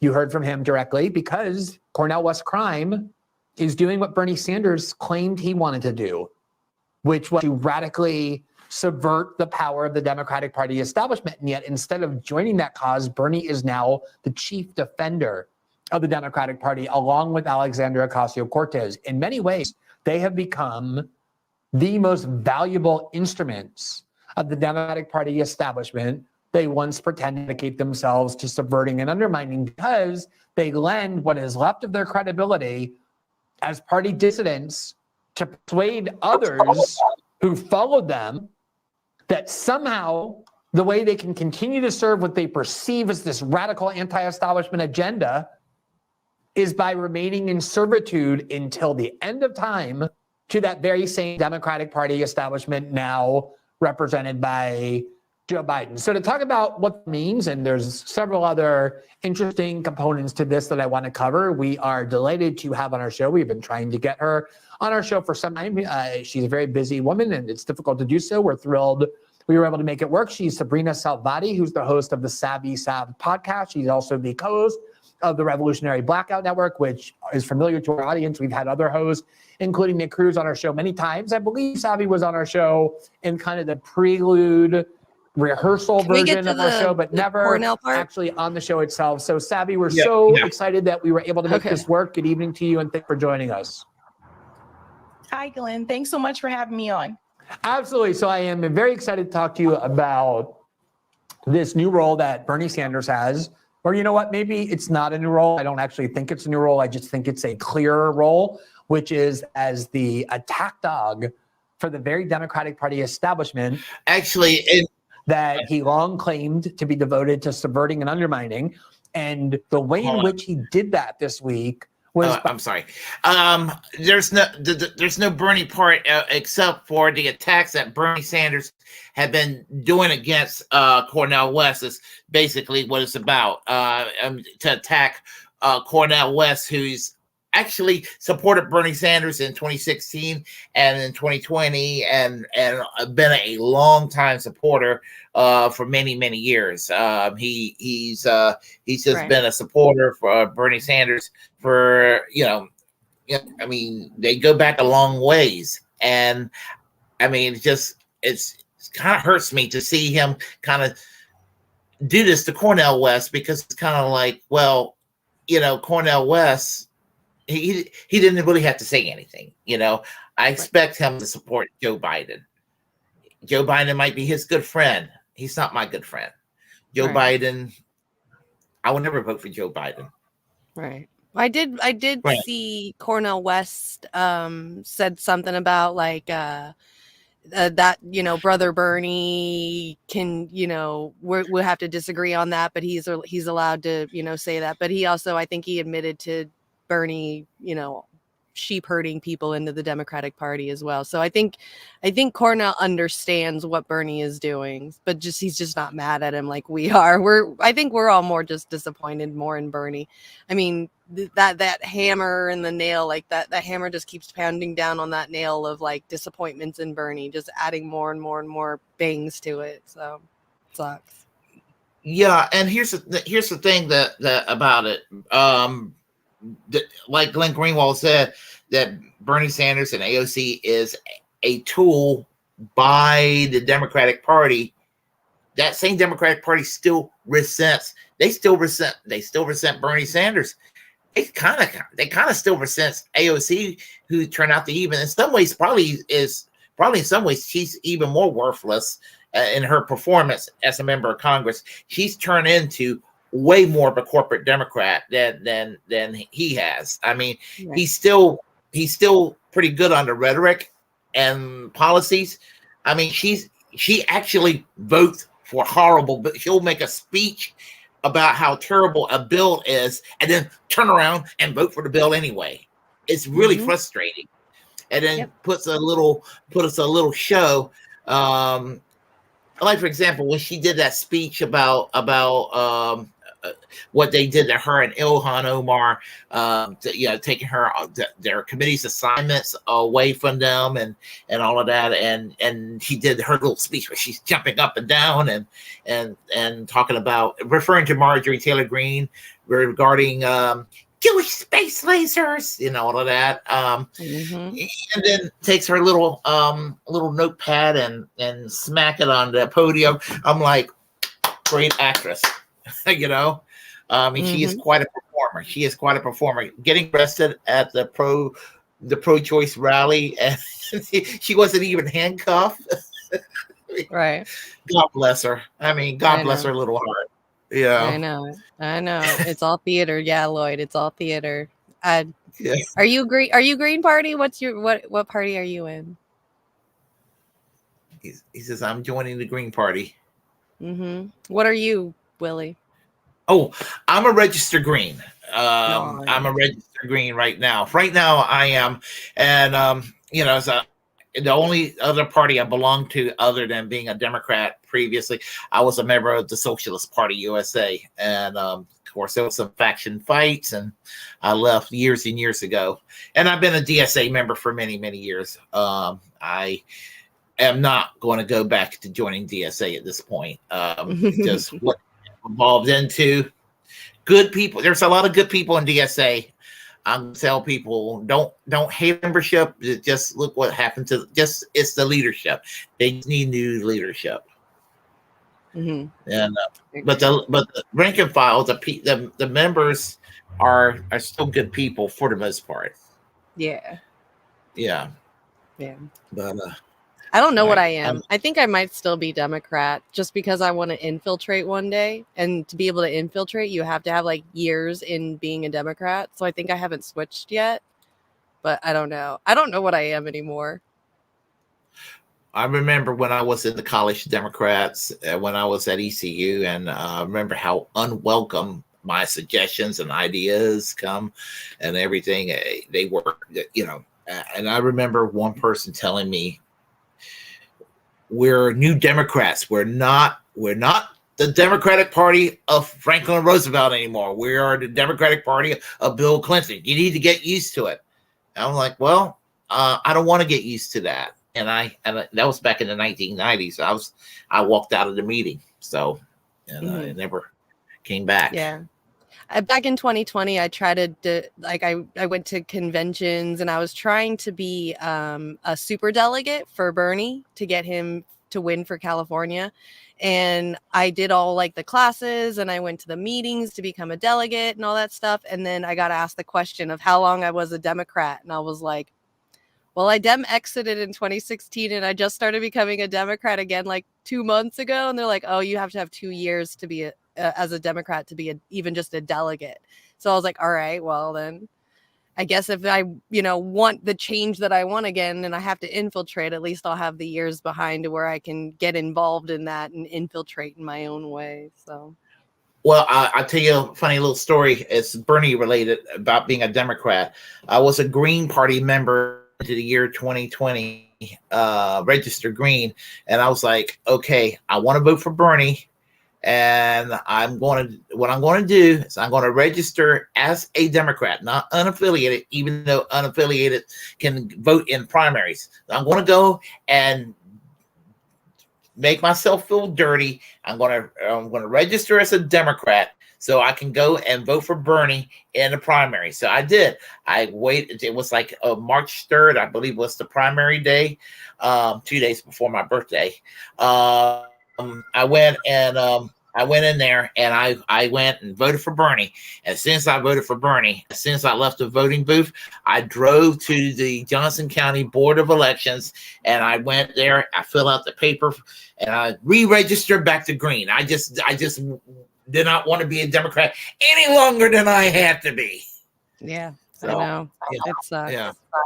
So that so I was a Democrat for about a month and a half. I was registered Democrat because I figured that they were going to try some shenanigans to, and of course, we all saw the great rigging of 2020 as repeated from 2016 in a different way, but it was rigging just the same. Yep. It was. Yep. There's never any not rigging. And I'm glad he's not running again in 2024. I just cannot deal with the mental anguish. Same. All right. You ready for the next one? I don't know why I just automatically adds it to the screen like that. And I hear it echo on my end. And to everybody, Cornell West 2024. There you go. Yeah. Why do I hear echo on my end? Maybe I can just ignore it. Do you hear an echo? No echo on my end. Okay, then maybe it's just me. I'll just take my shit out so I don't have to hear myself. Okay, so next one we've got like 20 more minutes before the show ends, and I want us to at least get our last ones out. Right. So this is something that happened about 11 days ago, so it's a little bit late on talking about it, but I'm gonna I'll put the second link in the comments, you guys, so you guys can watch it later on if you want to. This is a story about Lolita. There was an orca in captivity in the Miami Sea Aquarium. She's been there since the 1980s, has been there alone by herself. Finally, they had promised to release her back into the wild with her family, who's still alive. And recently, I'm pretty sure she just gave up and just couldn't handle it anymore. So I want to watch the news thing about Lolita so we can kind of get an idea of how crappy this has been and how many people have been trying to get her freed. And then I want to also, like I said, put the link in the comment description because there is also hope. There is an orca out here in San Diego. Her name is Corky. Her family is being watched by marine biologists through their treks going north to south. Every year, she has a brother and sister and a mother who's still out free. She is able to be freed. She is the longest, now officially the longest held captive orca in the world. She's over 50 years old, so they want to get her back to her family. So this is the story about Lolita, and then I'll share the link about Corky. I just want people to really get this is like something that's very passionate in my life. I'm very I grew up wanting to be a marine biologist. Free Willy was one of my favorite movies. Like, I have been like very, very passionate about releasing the sea animals that are in captivity for the entertainment of humans. It's just absolutely ridiculous. So here is the story about Lolita and her death and all of that. Let's see. Here we go. Right now at noon, South Florida continuing to mourn the loss of Lolita. The orca died on Friday after spending decades in captivity at Miami's Aquarium. Local 10's Alex Finney is live in Virginia Key with the latest on Lolita's death. And so, Janice and Christy, we know that Lolita has since been moved to the University of Georgia. But really, where we are right now when talking about the death of Lolita and what this means going forward, a lot of people questioning what this means for the other sea creatures that are held in captivity. Sky 10 over the Miami Aquarium today, 3 days removed from Lolita's death. The calls are now getting louder for the removal of the last remaining dolphin at the Miami Aquarium that shared a tank with Lolita. The other two dolphins, Loki and Alelo, were removed and are at the Shed Aquarium in Chicago. Many animal advocates now hope Lolita's death helps free Corky, another orca still listed as a tourist attraction by SeaWorld in San Diego, California. I'm saddened, but I'm enraged because these facilities are still here. A makeshift memorial sits out in front of the facility in Virginia Key as heartbroken supporters mourned. After 53 years in captivity, plans were in the works to move the 57-year-old orca back home to the Pacific Northwest. But on Friday, the Miami Aquarium suddenly announced that Lolita had died after suffering from what's believed to be a renal condition. I entrusted, as many people did, for the specialists to do the right thing, and they were doing the right thing. It was really, I think, just a matter of she just became exhausted. Lolita had been violently captured in 1970 from her family in the Pacific Ocean and forced to perform with trainers as a tourist attraction for decades. And so next steps in terms of what will be happening with Lolita are still underway at this hour. So make sure you stay with us as we continue gathering that part of the story. What we can tell you is that one single dolphin is still here at the Miami Aquarium. There is a change.org petition to get this dolphin moved and get it out and back with the other two dolphins that have already been moved, as this movement surrounding Lolita, orcas, dolphins, and just sea life in general continues. For now, that's the very latest live in Virginia Key. Alex Finney, Local 10. So freaking sad. It literally breaks my heart when I see that. Like, absolutely just disheartening. There is, like she said, one more dolphin there. I'm going to share. This is Corky's story. I'm going to put this in the comments section. This is Corky's story. There's actually a marine biologist in this little, like 5-minute documentary thing. This marine biologist talking about how he can help bring her back to her family and all that stuff. So please, if you guys can, just at least check this out. See what you can do. If there's a Seaquarium or a SeaWorld in your local area, see what you can do about getting involved, of trying to save and free these animals that literally do not deserve to be in this captivity. I mean, if you look at a lot of the drone photo shoot or pictures of these places like SeaWorld, the parking lot is bigger than where these animals are kept in throughout the night, overnight, or all day and stuff. So it's sad and it's pathetic, and these animals don't deserve it. And you even heard it on the news itself. A lot of these animals, like Lolita, and also if you watch the video, Corky, were violently taken from their families. Violently.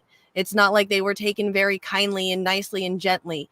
So them coming up with excuses of it's not safe to release these animals back into the wild. Well, you took them violently, so send them back. If this is, it's not like this is what they want. They don't want this. This is not the life that they asked for. Put them back where they belong with their families. So this is a huge thing for me. I get very, very, very sentimental about this because this is very personal to me. So.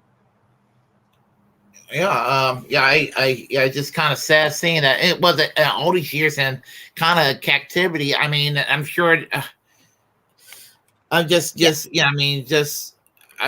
just imagine what it's like to be in captivity, not even being in this natural environment all these years, you know? Well, Lolita herself has been there alone since the 80s because she had a tank mate, and the tank mate wasn't taking living in the tank very well, to the point where he would bang his head on glass, and I guess he broke glass and got like a little cut on his nose, and it got infected, and he still wasn't taking the tank very well, and he ended up passing away. And that's why Lolita has been there for alone for so long, is because her tank mate actually had a mental breakdown and couldn't handle it, to the point where he ended up dying in the tank in the 80s. So it's not like these animals are taking things very well. They don't belong there. They belong out in the open, in the wild, where they're able to migrate thousands of miles, you know, not in this little fucking pool that's smaller than the parking lot. That's nuts to me. Like, you're telling me people's cars, where they're going to park their cars, is bigger than where these whales live? It's so sad. Yeah, it's kind of cruel. Yeah, it is very cruel. What's up, Comrade Kitty? Yes, free all the willies. That's what I'm talking about. Free all of thems. All right, Yeah. we got your last one. Yeah, and I'm going to put it on high speed. Well, I'm going to speed it up when I do so. I know. I'm Yeah. sorry, you guys, if you're hearing my videos really quick. I watch my videos in 1.5 speed because that's how I take information in. So sorry if it sounds like they're talking too fast. I promise I'll talk afterwards and talk through it. All right, and we're gonna now I'm gonna put mine on speed on 1.5. Actually, I do mine on 1.25. Normally I do mine on 1.2.5. Yeah. Jesus Okay, Christ. I'm gonna play it. You're And then I'm absolutely out of hand. Team Asteroid. That's what I'm talking about. Yes, Max Blumenthal. Now the reason why Max, welcome back. Oh, thanks for having me with that. We're back, and we're going to talk about this because you were doing a fundraiser through GoFundMe, and it was to hire 3 new employees over at Gray Zone, 3 new reporters that are doing great work. And your goal was $125,000. You raised $90,809. And tell me what happened. Well, this was an incredible outpouring of grassroots support from people who watch this show. And GoFundMe has informed me. Sorry about that. Like 9 days ago, that due to some external concerns, they have frozen the funds. And I published that full email from someone named Sabrina, I don't even know her full name, at GoFundMe's ironically named Trust and Safety Team, telling me that they had frozen the funds and that they need to investigate further.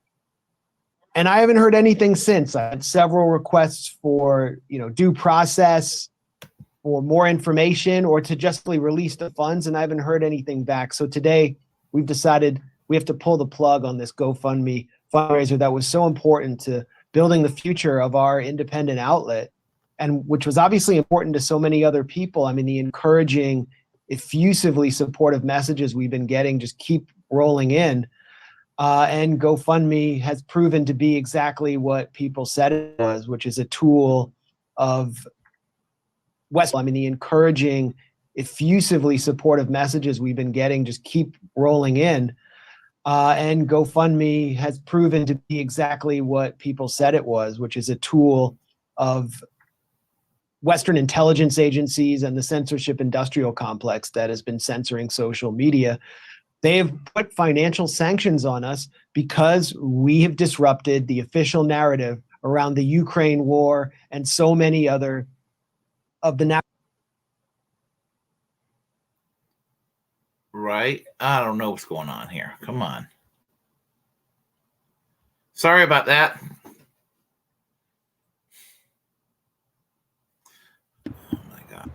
So were they having they were holding a GoFundMe for their media company?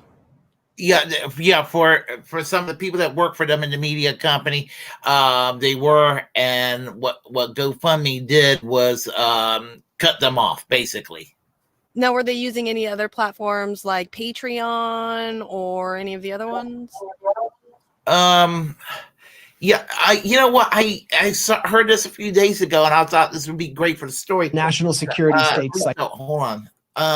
Oh gosh. I think they're still on Patreon. Psychological operations. That's what this is about. Those are the well, I'll be damned. Come on. I don't know why it's doing that. Okay. Yeah. Well, I mean, like, even though I'm on his side and I agree, like, that's some kind of, like, that's bullshit.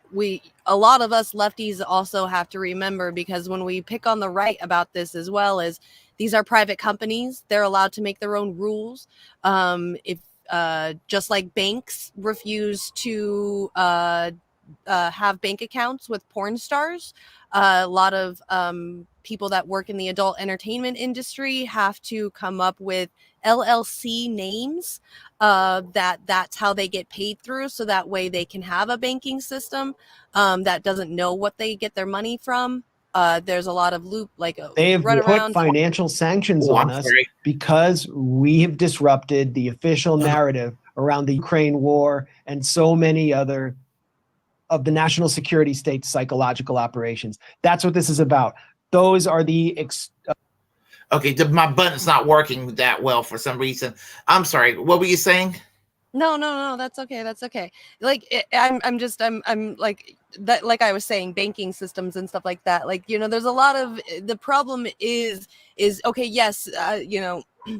At the Gray Zone, they're, talking against the Ukraine war, and they're doing amazing journalism over there. I completely agree.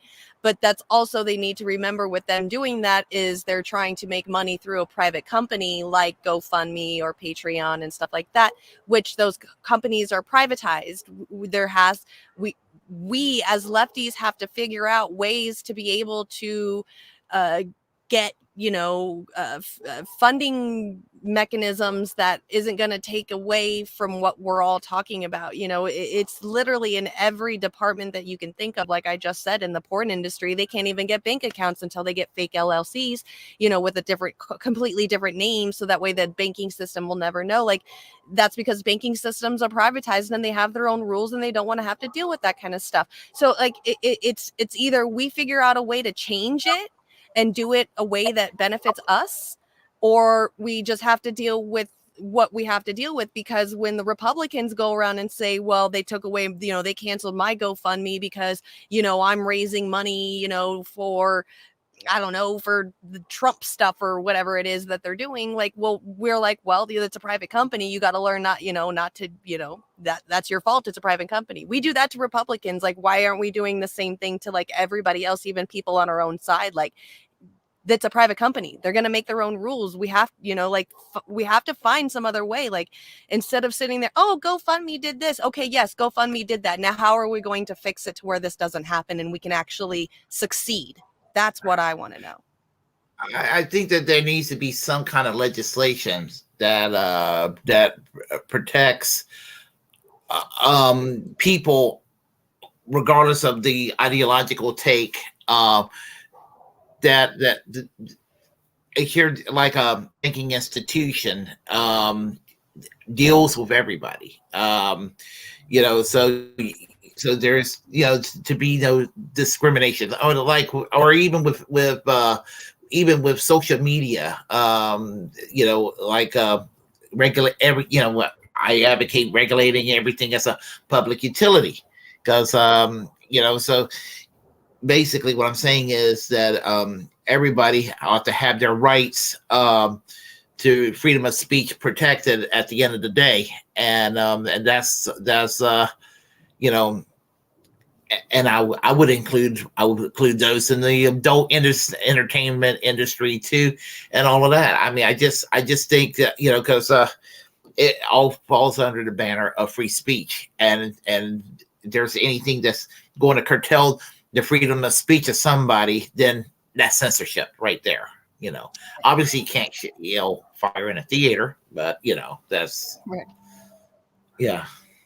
Yeah, That's you kind of can the way yell I. fireball in a theater. That should start a party. That's true. So I have to put err on the side of free speech and everything. And as I was saying, who else I was talking to the other day? We're actually, I was talking. I had him on the show last week. We were talking about Alex Jones getting deplatformed, and we were in agreement. Deplatforming Alex Jones just didn't solve anything. But we're talking about the GoFundMe. That's a different issue. But the whole thing about anything that's going to curtail somebody's freedom of speech, whether it's done by the internet or it's done by financial institutions, anything that's going to interfere with freedom of speech, I have a problem with. Yeah, no, I completely agree. Yeah. So, but that would be the answer to that kind of thing, like what's happening with Gray Zone, right along with what happens with everything else. It's, we either make everything a public utility, especially things that have to do with, money and fundraising and banking and all of that, or we, find other things that help us, like that aren't GoFundMe.com or Patreon, that have the rules and stuff. We find our own ways. That's the only answer. We can't just sit there and complain about a privatized company making the rules when that's the way that the capitalism has allowed them to become.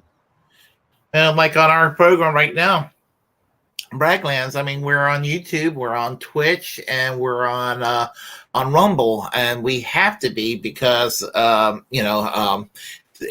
years ago we would have probably just been exclusively doing this on YouTube, and we have to do this because we have to spread ourselves out, and I guess we'll have to find various other means of places to get funding and everything. I believe Jackson Hinkle's been just about every financial institution has defunded the hell out of his program. For what I understand, they call him the most censored man in America. Yeah, I know. Yeah, absolutely. Yeah. I know. Yeah, I don't watch the show. And I don't even watch his show either, but he's actually doing a little bit of good work at about Gabon lately, the country in Africa that's dealing with the military coup.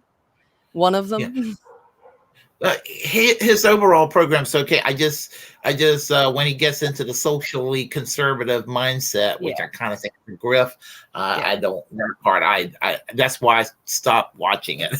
Yeah. So, I can't get past knowing that he's like an Orange County surfer boy.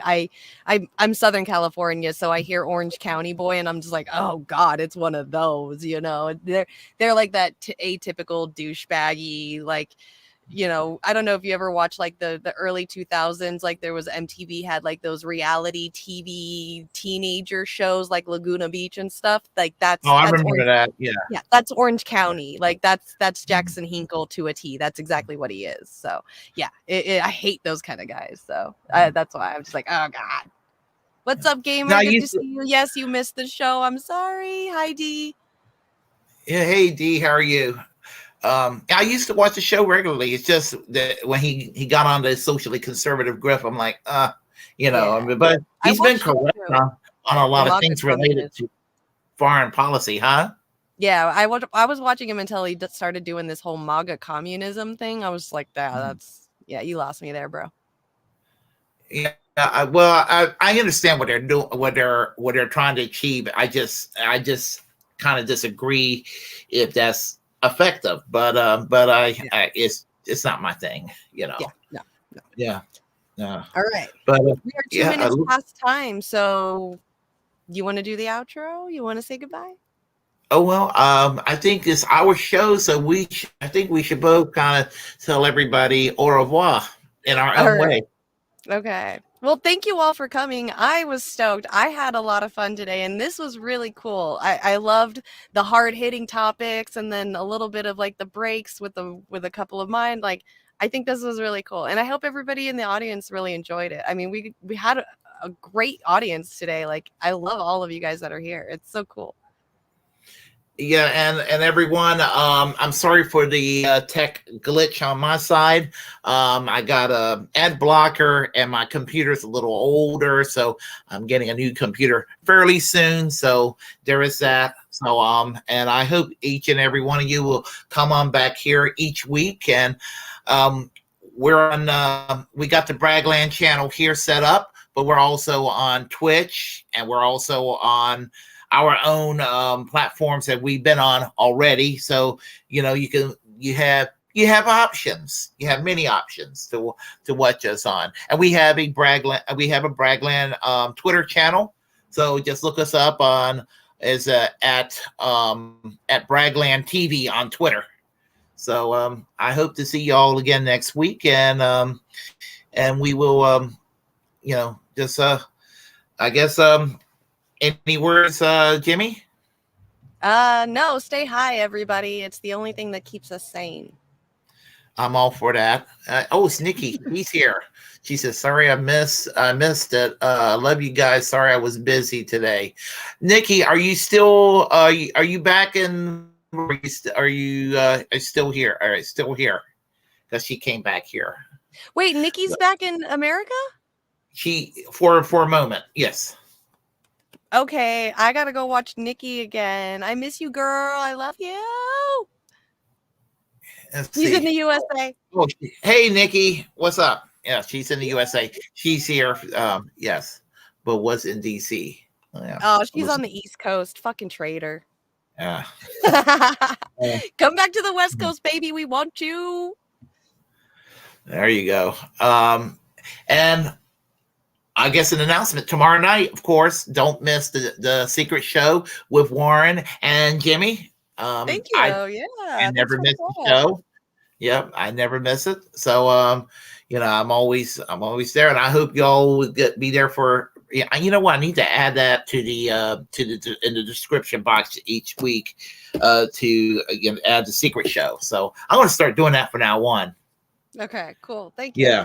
Yeah, absolutely. We got this show is going to be promoted on the secret show tomorrow too. So I'm excited to show off those new things too. Warren always adds some really cool graphic things onto his show all the time because he's got OBS and he knows how to use it. So it's awesome. So we're getting our show here promoted over there as well. So definitely we'll have to hook him up and get that paid back too. Exactly. Yeah. Absolutely. Everyone, I got to eat and I got to go to work. Yes. So I guess subscribe to our platforms, like, share, comment and spread the word about us. And again, I'm going to, like I say on my show, I encourage each and every one of you to create your own platform and utilize it because we're the muckrakers of our time. And I say this as a free speech absolutist. Amen. Okay. A secular amen to that. You guys have a good day and peace out.